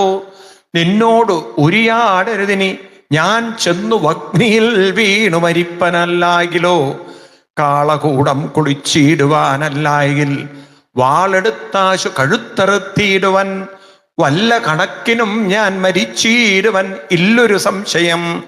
ദുഷ്ടേ ഭയങ്കരി ഘോരമായുള്ള കുംഭീഭാഗമാകിയ നാരകം തന്നിൽ വസിക്കൂമിതൂ കാലം എന്നൊക്കെ പറഞ്ഞ് ഭയങ്കരമായി ക്ഷോഭിച്ച് ഭയങ്കരമായി പൊട്ടിത്തെറിച്ച്, നിന്നെ ഞാൻ കൊന്നാലും എനിക്ക് പാപം വരില്ല. കാരണം അത്ര ഒരു ഘോര പാപത്തിലാണ് നീ എന്നെ കൊണ്ട് വീഴ്ത്തിയിരിക്കുന്നത്. അപ്പൊ കൈകേയിയുടെ മനസ്സിൽ എന്തായിരുന്നു?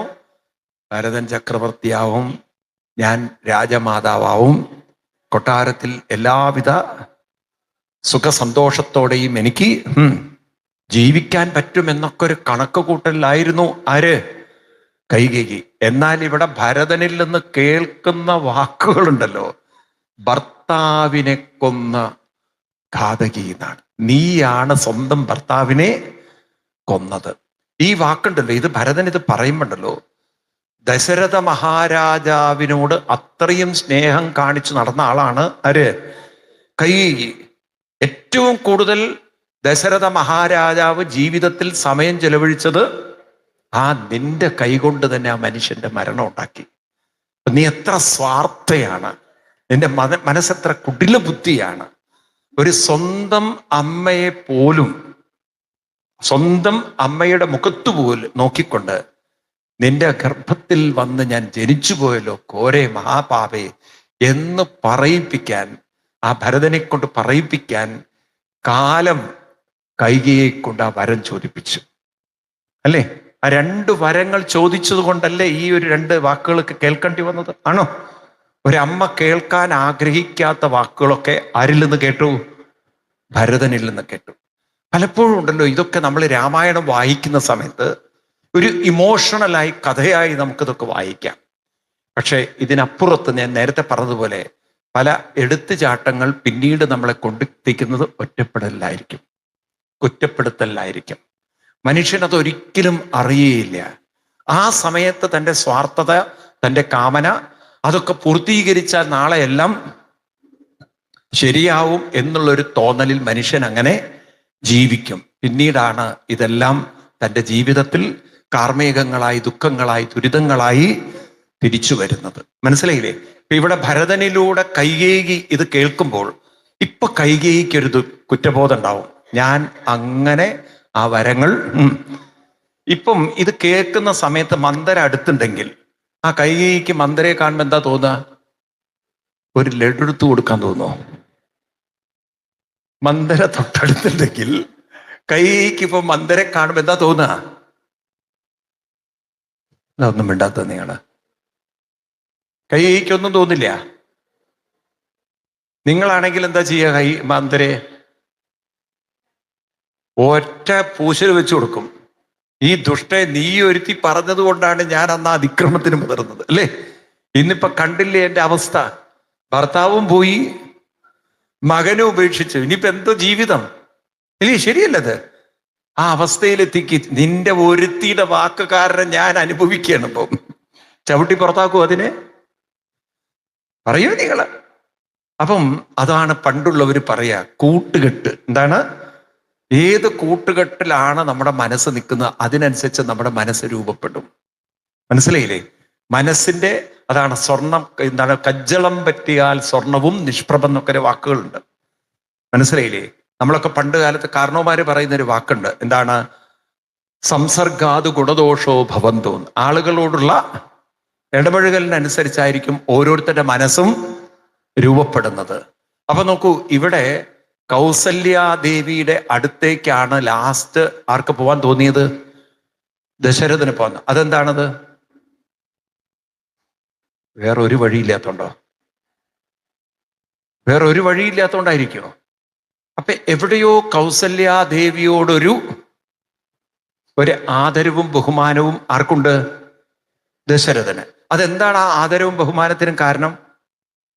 അതാണ് കൗസല്യയുടെ അനുഷ്ഠാനം. എന്താണ്? അങ്ങനെ അനുഷ്ഠാനം ചെയ്ത് അത് നമുക്ക് കാണുകയും ചെയ്യാം. രാമൻ പട്ടാഭിഷേകത്തിനൊക്കെ തയ്യാറായി നിൽക്കുമ്പോൾ തിരിച്ചു വരുമ്പം അമ്മ ഇരുന്ന് ധ്യാനവും പൂജയും ചെയ്തുകൊണ്ടിരിക്കുകയാണ്. ആണോ അല്ലയോ? ഈ തരത്തിലൊരു സംസ്കാരം കൗസല്യക്കുണ്ടെന്ന് ആർക്കറിയാം? അപ്പം രാജാവ് തന്നെ അത്ര ഇഷ്ടപ്പെടുന്നില്ല. രാജാവ് തന്നെ അകറ്റി നിർത്തി. രാജാവിന് കൂടുതൽ ഇഷ്ടം സഹപത്നിയായ കൈകേയിയോടാണ്. ഇതൊന്നും അയവിറക്കി ഇതിലൊന്നും ദുഃഖിച്ചിരിക്കാതെ, തനിക്ക് കിട്ടാത്തതിനെ കുറിച്ചിരുന്ന് ദുഃഖിക്കാതെ, തനിക്കുള്ള സമയത്തെ നല്ല കാര്യത്തിൽ ചെലവഴിച്ചതുകൊണ്ട് തന്നെ ഉപേക്ഷിച്ചു എന്ന് തോന്നി, അല്ലെ തന്നെ അവഗണിക്കുന്ന രാജാവിന് അവസാനം ഒരു ഗതി കൊടുക്കാൻ ആര് വേണ്ടി വന്നു? താൻ തന്നെ വേണ്ടി വന്നു എന്നുള്ളതാണ്. അതാണ് അനുഷ്ഠാനത്തിന്റെ ശക്തി. അനുഷ്ഠാനത്തിന് അത്രയും ഒരു മഹത്വമുണ്ട് എന്ന് പറയാണ്. മനസ്സിലായില്ലേ? അപ്പൊ അതുകൊണ്ട് പരിഭവങ്ങളും പരാതികളും പറഞ്ഞല്ല ഇരിക്കേണ്ടത്. കിട്ടുന്ന സമയത്ത് എന്ത് ചെയ്യണം? ആര് നോക്കിയില്ല എന്നും പറഞ്ഞിരിക്കാതെ കിട്ടുന്ന സമയം നല്ല കാര്യങ്ങൾ ചിന്തിച്ചൊക്കെ പോയി കഴിഞ്ഞാൽ മുന്നോട്ട് പോകും തോറും ഈ കുറ്റം പറഞ്ഞവരൊക്കെ തിരിച്ച് അവിടെ തന്നെ വരും. അതാണ് തപസ്സിന്റെ ശക്തി. അതിന് പകരം നമ്മളിരുന്ന് മൊബൈലിൽ വാട്സാപ്പ് നോക്കിക്കൊണ്ട് കണ്ടവർക്കൊക്കെ ആപ്പ് അയച്ചു കൊടുത്തു കഴിഞ്ഞാൽ, കുറ്റവും കുറവും പറഞ്ഞു കഴിഞ്ഞാൽ കൈകേയിയുടെ അവസ്ഥ വരും. എല്ലാവരും കൈയ്യഴുകും. മനസ്സിലായില്ലേ? അവസാനം മകൻ കൂടെ ഉണ്ടാവുമെന്ന് കരുതിയ ആള് പോലും പറഞ്ഞു, നിന്നെ പോലെ ഘോരെ രാക്ഷസി ദുഷ്ടേന്നൊക്കെ പറഞ്ഞ് വാക്കുകൾ കേൾക്കേണ്ടി വന്നു. അവസാനം കേൾക്കേണ്ടി വന്നു. എന്നിട്ട് അവിടുന്ന് പിന്നീട് ഭരതൻ നേരെ ഓടിപ്പോവാണ്. ആരുടെ അടുത്തേക്ക്? കൗസല്യ മാതാവിന്റെ അടുത്തേക്ക്. അവിടെ ചെന്ന് ആ കാൽക്കൽ വീണിട്ട് പറഞ്ഞു, അമ്മേ, ഞാനിതിലൊന്നും ഒരു പങ്കാളിയല്ല, ഞാൻ അറിയ പോലുമില്ല ഇവിടെ 2 വരങ്ങളൊന്നും വാങ്ങിച്ചത്, എന്നെ അതിന്റെ പക്ഷത്ത് ചേർക്കരുത്, എൻ്റെ അമ്മ ഒരുത്തിയാണ് പറഞ്ഞ്. ആദ്യം അമ്മയ്ക്കൊരു സംശയം ഉണ്ടായിരുന്നു. കാരണം ഭരതനും കൂടി കുറച്ചൊരു ഷെയർ ഇതിൻ്റെ അകത്ത് ഉണ്ടോ എന്നുള്ളത്. ഇപ്പം മനസ്സിലായി, ഭരതൻ അതിൽ യാതൊരു പങ്കുമില്ല, ഭരതൻ നിരപരാധിയാണ്. അപ്പോഴേക്കും കാൽക്കലൊക്കെ വീണ് പിന്നെ ഭരതൻ അവിടെ ഇരുന്ന് അങ്ങോട്ട് തീരുമാനിക്കുകയാണ്, രാമനെ ഞാനിങ്ങോട്ട് തിരിച്ചു കൊണ്ടുവരും, രാമൻ മാത്രമേ ഈ രാജ്യം ഭരിക്കുള്ളൂ എന്നുള്ളൊരു തീരും ഭരതൻ എടുക്കുകയാണ്. അപ്പോഴേക്കും പിന്നീട് വസിഷ്ഠ മഹർഷി ഇവരെല്ലാവരും വന്നു, പറഞ്ഞു രാമനെ കൊണ്ടുവരാൻ നമുക്ക് ശ്രമിക്കാം.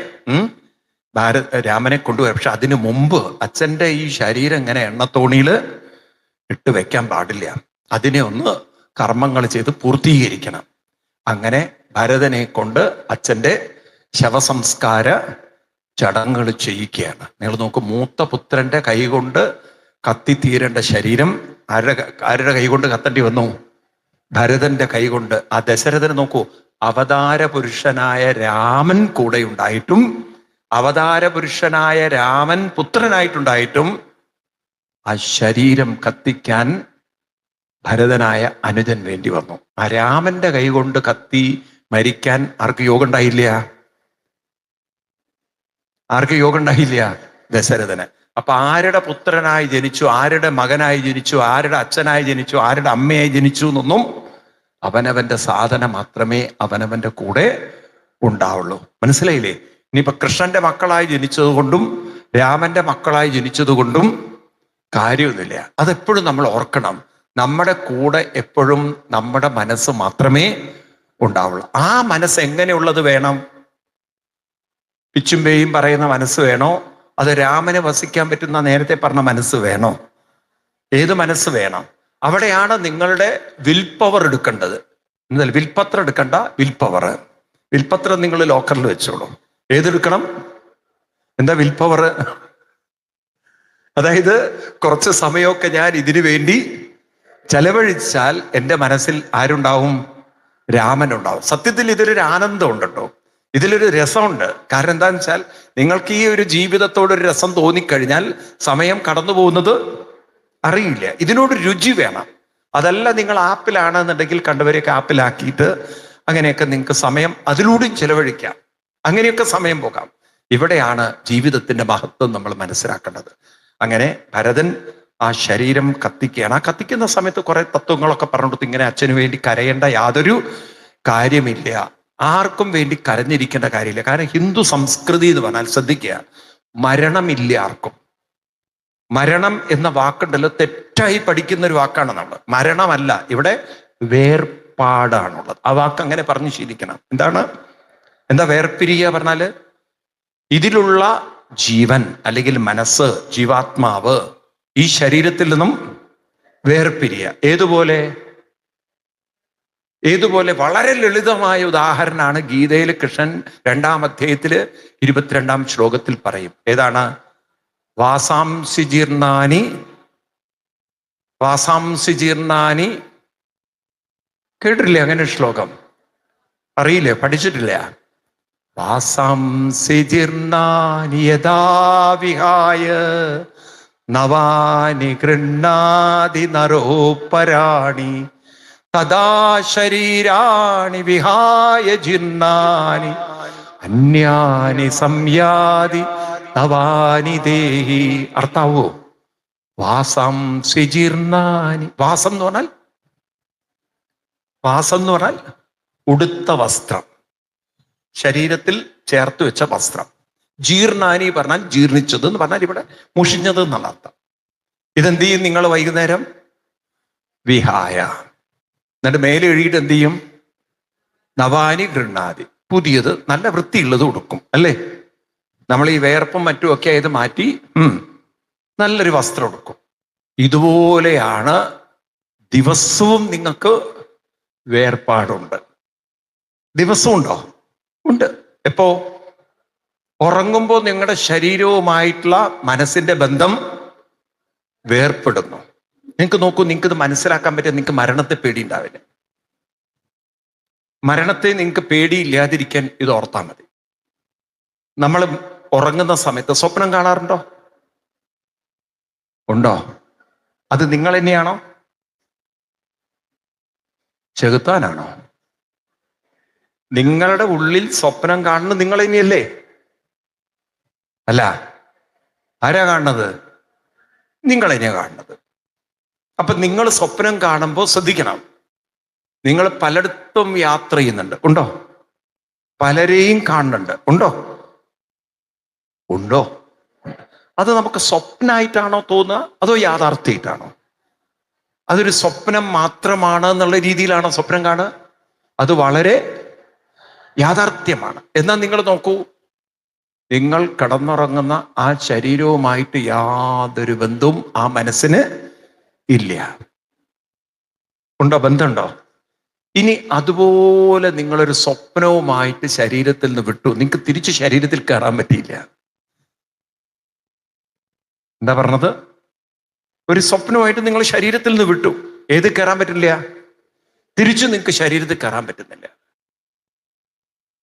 നിങ്ങൾക്ക് അറിയൂല അങ്ങനൊരു, മനസ്സിലായില്ല, അങ്ങനൊരു ശരീരം അവിടെ ഉണ്ടെന്ന് നിങ്ങൾ അറിയുന്നുമില്ല.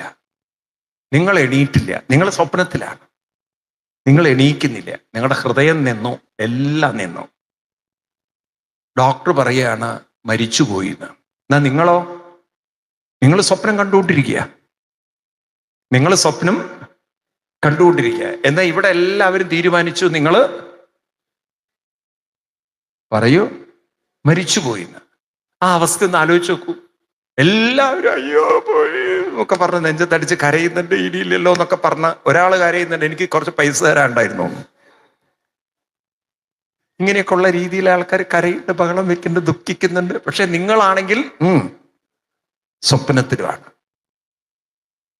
ഒന്ന് ആലോചിച്ച് നോക്കുക അവസ്ഥ എന്താണെന്നുള്ളത്. നിങ്ങൾ മരിച്ചിട്ടുണ്ടോ? നിങ്ങൾ മരിച്ചിട്ടുണ്ടോ? നിങ്ങൾക്ക് ഉണരാൻ പറ്റണില്ല, ഇനി ഉണരാൻ പറ്റില്ല. എന്നാ നിങ്ങൾ മരിച്ചിട്ടുണ്ടോ?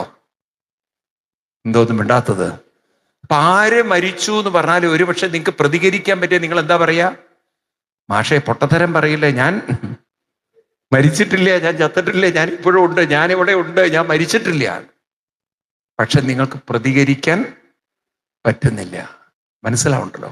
ഇതാണ് മരണം. അപ്പൊ മരണം എന്ന് പറഞ്ഞാൽ എന്താ? മരണം എന്ന് പറഞ്ഞാൽ എന്താ? ഇല്ലാതാവുകയാണോ?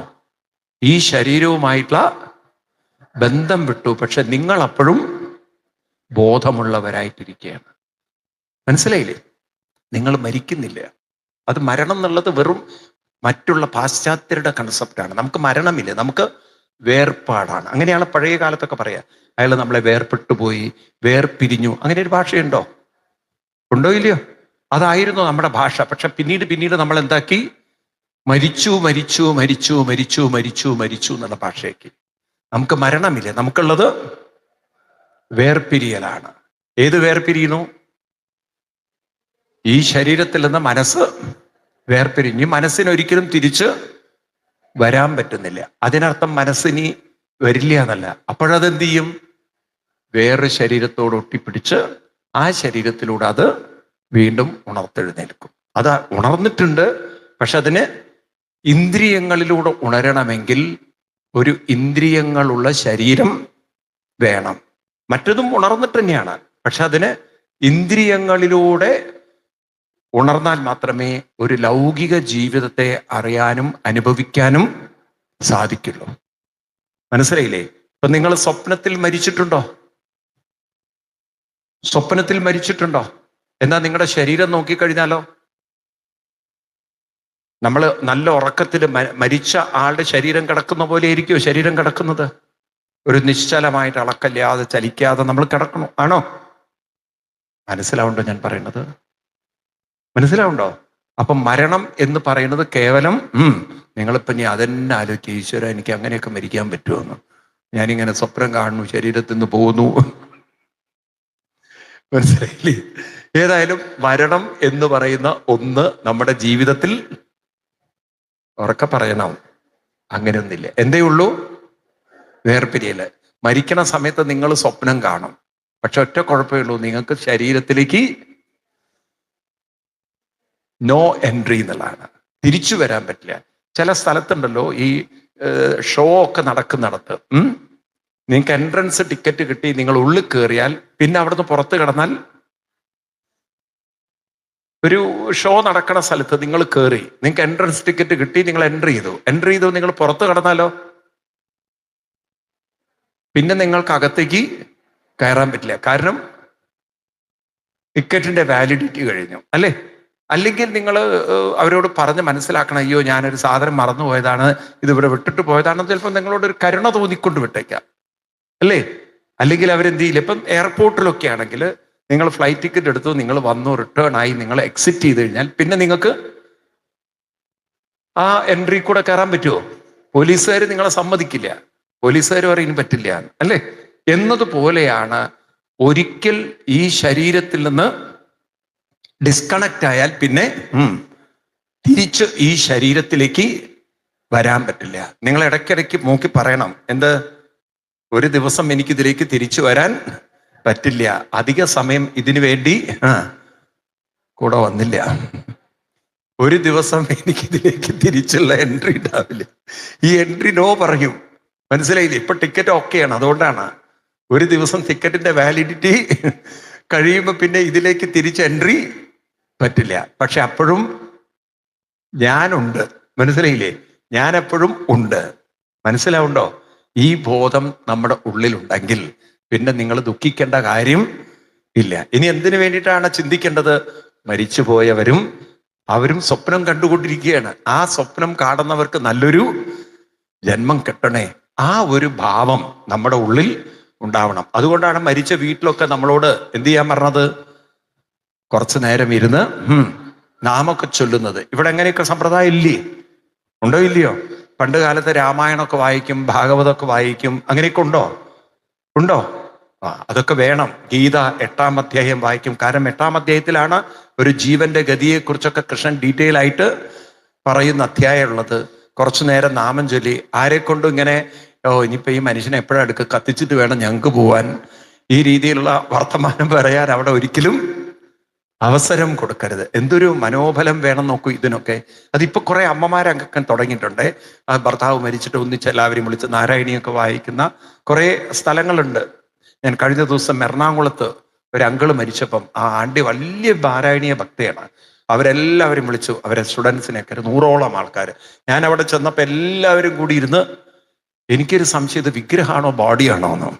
ഭർത്താവിന്റെ ബോഡിയെ കടത്തിയിരിക്കുന്നത്. ഇവരത്ര പുഷ്പാലങ്കൃതൊക്കെ ആക്കിയിട്ട് ഭർത്താവിനെ നാരായണിയൊക്കെ വായിച്ച് അതൊരു വല്ലാത്തൊരു ഫീലിംഗ് ആയിരുന്നത്. നമുക്കവിടെ ഒരു മരിച്ച വീടാണെന്ന് പോലും തോന്നില്ല. അത്രയും ഒരു 100-100ഓളം ആളുകൾ ഇരുന്നിട്ട് നാരായണിയൊക്കെ വായിച്ച് കുറെ അധ്യായങ്ങളൊക്കെ വായിച്ച് പിന്നെ അവർ ബോഡി എടുക്കാൻ നേരത്ത് എല്ലാവരും വന്നു ബോഡിയൊക്കെ എടുത്ത് അങ്ങനെ കൊണ്ടുപോകുമ്പം ആ മരിച്ച ബോഡിയോട് പോലും നമുക്കൊരു ബഹുമാനം. ഞാൻ നോക്കുമ്പോണ്ടല്ലോ അവിടെ പലരും വരുന്നുണ്ട്. ഈ നാരായണീയ വായനയുടെ ഒരു ശക്തിയായിരിക്കാം. സാധാരണ നിങ്ങൾ നോക്കും, ബോഡി കാണാൻ വരുന്നവര് പാവം അടിച്ചുപോയി, ഫ്യൂസ് പോയി, ഇനിയിപ്പോ എന്ത് ജീവിതം ഇത്രയുള്ളൂ എന്നൊക്കെ പറഞ്ഞൊരു ശോകം മൂകായിട്ട് അങ്ങനെ കടന്നു പോകും. ഞാൻ കുറച്ചു നേരം അവിടെ ഇരുന്നു. അവിടെ കുറച്ചു നേരം ഇരിക്കാന്ന് വിചാരിച്ചു അവരെ കൂടെ. ഓരോരുത്തരും വന്ന് നമസ്കരിക്കുക. ഒരു പരിചയമില്ലാത്ത പോലും ആ ഫ്ലാറ്റിലാണ്, ബിൽഡിങ്ങിലാണ്. അപ്പൊ ഫ്ലാറ്റിൽ ഒരുപാട് ആൾക്കാരുണ്ട്. അവരൊക്കെ വന്ന് നമസ്കരിക്കുക. അവർക്ക് പോലും തോന്നുക ഈ ആളെ ഒന്ന് നമസ്കരിക്കണം. അതാ നാരായണീയത്തിന്റെ ഒരു മഹത്വം അല്ലേ? ആണോ അല്ലയോ? ഈ ഒരു അന്തരീക്ഷം ആ അമ്മയ്ക്ക് സൃഷ്ടിക്കാൻ സാധിച്ചു. എനിക്കത് വലിയൊരു ഒരു വല്ലാത്തൊരു അനുഭവമായിരുന്നു അത്. അപ്പൊ ഇങ്ങനെയും ഒരാളെ പറഞ്ഞയക്കാം ഈ രീതിയിലും. കാരണം ഒരിക്കലും ദേഹിക്ക് ജനനവുമില്ല, മരണവുമില്ല. ഇതൊക്കെ ഞാൻ നിങ്ങളോട് വെറുതെ പറയില്ല, ഇതൊക്കെ ഓരോ അനുഭവങ്ങൾ നിങ്ങളോട് പങ്കുവെക്കുകയാണ്. ഏതായാലും ഇപ്രകാരം ആ ഭരതൻ അച്ഛൻ്റെ ശരീരം വേണ്ട പോലെ ദഹിപ്പിച്ച് അതൊക്കെ കഴിഞ്ഞ് ഇനി ഭരതൻ പറയാണ്, രാജ്യം ഞാൻ ഏറ്റെടുക്കുന്ന പ്രശ്നമേ ഇല്ല. ഇത് എൻ്റെ രാജ്യമല്ല. ഇക്ഷ്വാകു വംശത്തിന്റെ പാരമ്പര്യം അത് കാത്തു സൂക്ഷിക്കണം. ഇത്രയും കാലം ഇക്ഷ്വാകു വംശത്തിന്റെ പരമ്പരകള് മൂത്ത പുത്രനാണ് രാജ്യം ഭരിച്ചത്. അതുകൊണ്ട് ഈ രാജ്യവും ആര് ഭരിക്കണം? രാമൻ ഭരിക്കണം. അച്ഛൻ അന്നത്തെ കാലത്ത് സ്ത്രീജിതനായതുകൊണ്ട്, ഇന്നത്തെ ഭാഷ പറഞ്ഞ പെൺകോന്തനായതുകൊണ്ട് 2 വരം കൊടുത്തു.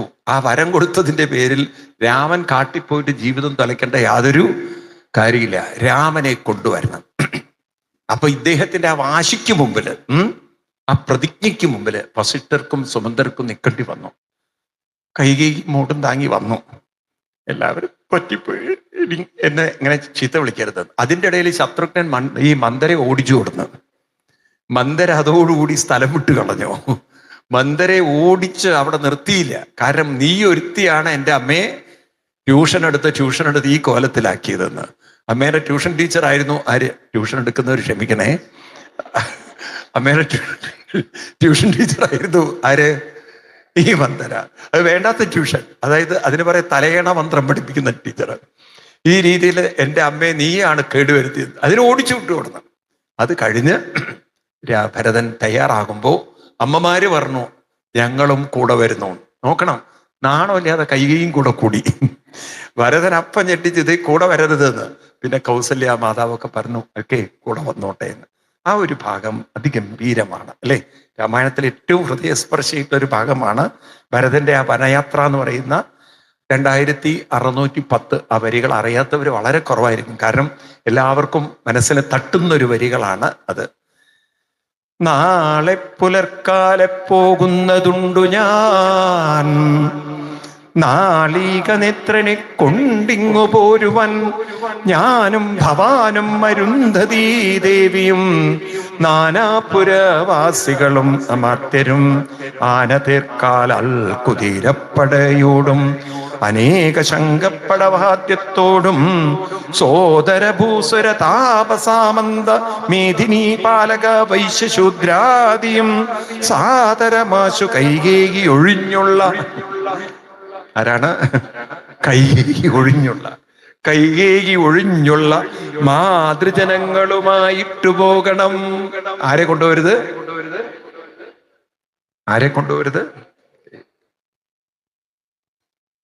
ഞങ്ങളുടെ പാലക്കാട് പണ്ടൊരാളുണ്ടായിരുന്നേ, ആളുടെ പേരൊന്നും പറയാൻ പാടില്ലല്ലോ. അദ്ദേഹത്തിന്റെ അച്ഛൻ മരിച്ചുപോയി. അച്ഛൻ മരിച്ചതിന് കാരണം അച്ഛൻ കുറച്ച് കടം കൊടുത്തിരുന്നു ഗോപാലൻ എന്ന് പറയുന്ന ഒരാൾക്ക്, ഗോപാലൻകുട്ടി എന്ന് പറയുന്ന ആൾക്ക്. ഈ കടം ഇടയ്ക്കിടയ്ക്ക് അച്ഛൻ ചോദിക്കണ, ഗോപാലൻകുട്ടി എൻ്റെ പൈസ എന്ന് പറഞ്ഞ് ഇടയ്ക്കിടയ്ക്ക്. ഒരു ദിവസം ഗോപാലൻകുട്ടി കുറച്ച് ഭയങ്കരമായിട്ട് ചീത്ത വിളിച്ചു. ഈ മനുഷ്യനൊക്കെ കൂടെ ആദ്യം കയറി ഹാർട്ട് അറ്റാക്ക് അടിച്ചു മരിച്ചു. അപ്പൊ ഈ അച്ഛൻ്റെ മകന് ഉറച്ച ബോധമായിരുന്നു, എൻ്റെ അച്ഛൻ മരിച്ചതിൻ്റെ പിന്നിലുള്ള പൂർണ്ണ ഉത്തരവാദി ഈ ഗോപാലനാണ്. അതിങ്ങനെ മനസ്സിൽ ആ പകയും ഒക്കെ കിടക്കുകയാണ്. അങ്ങനെ മരണാനന്തര ക്രിയകളൊക്കെ കഴിഞ്ഞ് അച്ഛനെ ദഹിപ്പിച്ചു. പിന്നെ അതിൻ്റെ ശ്രാദ്ധകർമ്മങ്ങളൊക്കെ ചെയ്ത് ഇത് പൂർണ്ണമാക്കുമ്പോൾ ആ കർമ്മങ്ങളൊക്കെ ചെയ്യുന്ന ആള് പറഞ്ഞു, ഞാൻ പറയുന്ന മന്ത്രങ്ങളൊക്കെ ചൊല്ലണമെന്ന്. അങ്ങനെയുള്ളതൊക്കെ ചൊല്ലണമല്ലോ. അപ്പൊ അത് ചൊല്ലിയ കൂട്ടത്തിൽ പറഞ്ഞു, ലോകാ സമസ്ത സുഖിനോ ഭവന്തു. എന്താണ് ലോകാ സമസ്ത? അപ്പൊ ഇദ്ദേഹം ചോദിച്ചു, മകൻ ചോദിച്ചു, എന്താ അതിന്റെ അർത്ഥം എന്ന്. എന്താ ലോകാ സമസ്ത സുഖിനോ ഭവന്തു പറഞ്ഞ ആൾക്കാർക്ക് അർത്ഥം അറിയായിരിക്കും. അതായത് ലോകത്തിലുള്ളവർക്കൊക്കെ ശാന്തി സമാധാനവും മംഗളം. അപ്പൊ ചോദിച്ചു, ഗോപാലൻകുട്ടി അതിൽ പെട്ടുപോകുന്നു. ലോകത്തിലുള്ളവർ മുഴുവൻ പെടുന്നുണ്ടെങ്കിൽ ഗോപാലൻകുട്ടി അതിൽ പെടാതിരിക്കില്ലല്ലോ. എന്നാ ഞാൻ അങ്ങോട്ട് പറയാ, എൻ്റെ അച്ഛന് ഗതി കിട്ടിയില്ല എന്നുള്ള വേറെ കാര്യം. ഗോപാലൻകുട്ടി അതിൽ പെടുത്തുന്ന പ്രശ്നമില്ല. കാരണം ഈ ഗോപാലൻകുട്ടി ഒരുത്തൻ കാരനാണ് എൻ്റെ അച്ഛൻ ഈ മരണം സംഭവിച്ചത്, അല്ലെങ്കിൽ ആ മനുഷ്യൻ ജീവിക്കുകയായിരുന്നു.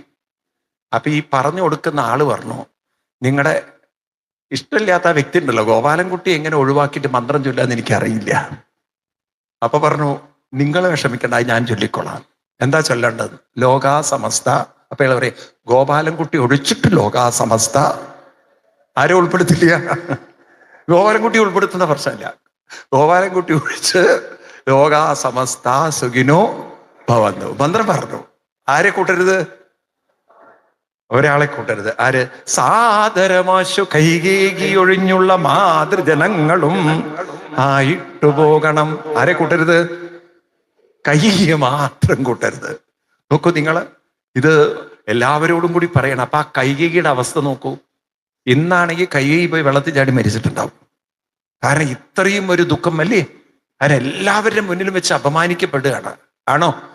നാളെ പുലർക്കാലെ പോകുന്നതുണ്ട് ഞാൻ. ഇതെല്ലാവരും മുന്നിലും വെച്ചിട്ടാ പറയുന്നത്. നാളെ ഞാൻ പോവുകയാണ്. അപ്പൊ വസിഷ്ഠരുണ്ട്, സുമന്ത്രരുണ്ട്, എല്ലാവരും ഉണ്ട്. അവരെ മുന്നിൽ വെച്ചിട്ടാണ് പറയുന്നത്. ആര് കൂടെ വരരുത്?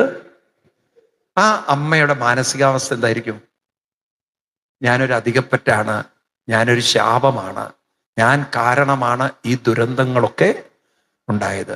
ഇന്നാണെങ്കിൽ അങ്ങനെ ഒരു സ്ത്രീ എന്താ ചെയ്യുക? സത്യം പറയണം, ഇന്നാണെങ്കിൽ അങ്ങനെ ഒരു സ്ത്രീ എന്താ ചെയ്യുക?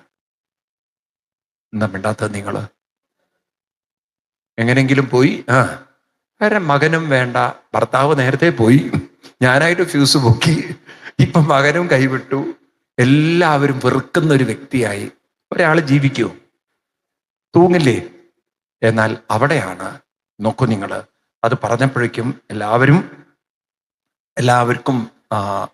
കൗസല്യ മാതാവ് അവരെല്ലാവരും പോയി കൈകേയിയെ, ഇതെല്ലാം ഒരു കർമ്മത്തിന്റെ വിയോഗമാണ്. കാരണം കൗസല്യക്ക് ഇപ്പം മനസ്സിലായി ദശരഥന് പുത്രദുഃഖത്താൽ മരിക്കേണ്ടതായ ഒരു കർമ്മ ഫലവിധിയിലൂടെ കടന്ന് പോവേണ്ടതുണ്ട്. അപ്പൊ ഇവരൊക്കെ ഓരോരുത്തരും ഒരു നിയോഗമാണ്. ഞാൻ പറഞ്ഞില്ലേ, രണ്ട് വാക്കുകൾ നമ്മൾ ഓർക്കണം. ഒന്ന് കർമ്മഫലവും, രണ്ട് ദൈവനിയോഗവും. ഇത് നമ്മുടെ ജീവിതത്തിൽ നമുക്ക് കാണാൻ തുടങ്ങിയാൽ ആരോടും പ്രതിഷേധിക്കേണ്ട യാതൊരു കാര്യമില്ല. ഇതൊക്കെ അത് ജീവിതത്തിന്റെ ഒരു ഭാഗമാണ്. ഇനി എന്ത് ചെയ്യണം? ഞാൻ അതിനെയെല്ലാം തരണം ചെയ്യണം. അതിനാണ് എനിക്ക് അനുഷ്ഠാനം വേണ്ടത്.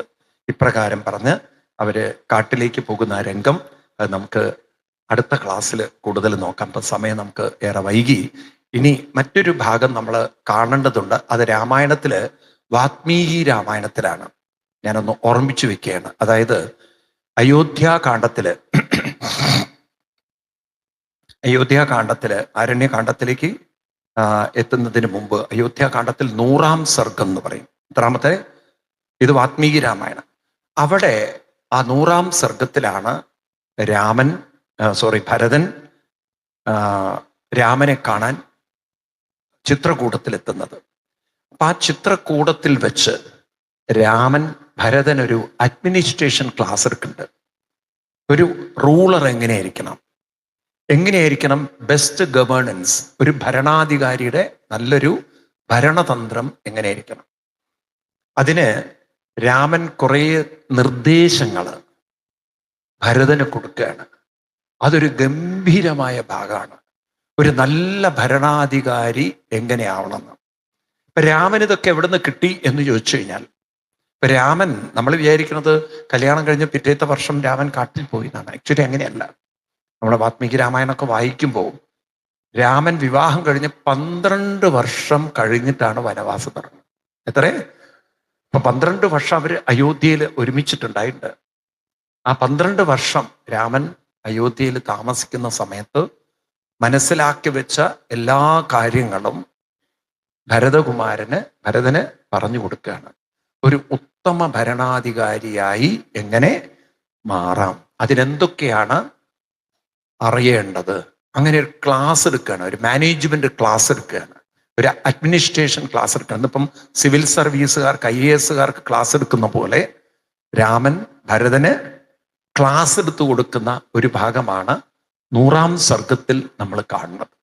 അപ്പം നമുക്കതൊന്നും മനസ്സിലാക്കാൻ അടുത്ത ക്ലാസ്സിൽ ശ്രമിക്കാം. അത് എഴുത്തച്ഛൻ അത്ര ആഴത്തിൽ പോവാത്തൊരു വിഷയമാണ്. അവിടെ രാമൻ കണ്ടു, പിന്നെ പാതുകം വാങ്ങിച്ചു പോകുന്നു എന്നുള്ള ആ രീതിയിലുള്ള ഒരു ഇമോഷണൽ ആയിട്ടാണ് ഭരതനെ അവതരിപ്പിച്ചിട്ടുള്ളത് എഴുത്തച്ഛൻ. എന്നാൽ വാൽമീകി മഹർഷി അവതരിപ്പിച്ചത് രാമനെയും ഭരതനെയും ഒരു നല്ല ഭരണാധികാരി എങ്ങനെ ആയിരിക്കണം എന്ന ക്ലാസ് എടുക്കുന്ന ഒരു ഉത്തമനായ ഒരു അഡ്മിനിസ്ട്രേറ്റർ തൻ്റെ ജൂനിയർക്ക് അല്ലെങ്കിൽ തൻ്റെ അടുത്ത ആൾക്ക് എല്ലാ കാര്യങ്ങളും പറഞ്ഞു കൊടുക്കുന്ന വിധത്തിൽ ഒരു ക്ലാസ് എടുക്കുന്ന ഒരു ഗുരുതുല്യനായിട്ടാണ് കാണുന്നത്. അപ്പൊ നമുക്കത് അടുത്ത ക്ലാസ്സിൽ ഡീറ്റെയിൽ ആയിട്ട് നോക്കാം. അപ്പൊ ഇപ്പൊ നമുക്കിവിടെ ഉപസംഹരിക്കാം. ജാനകി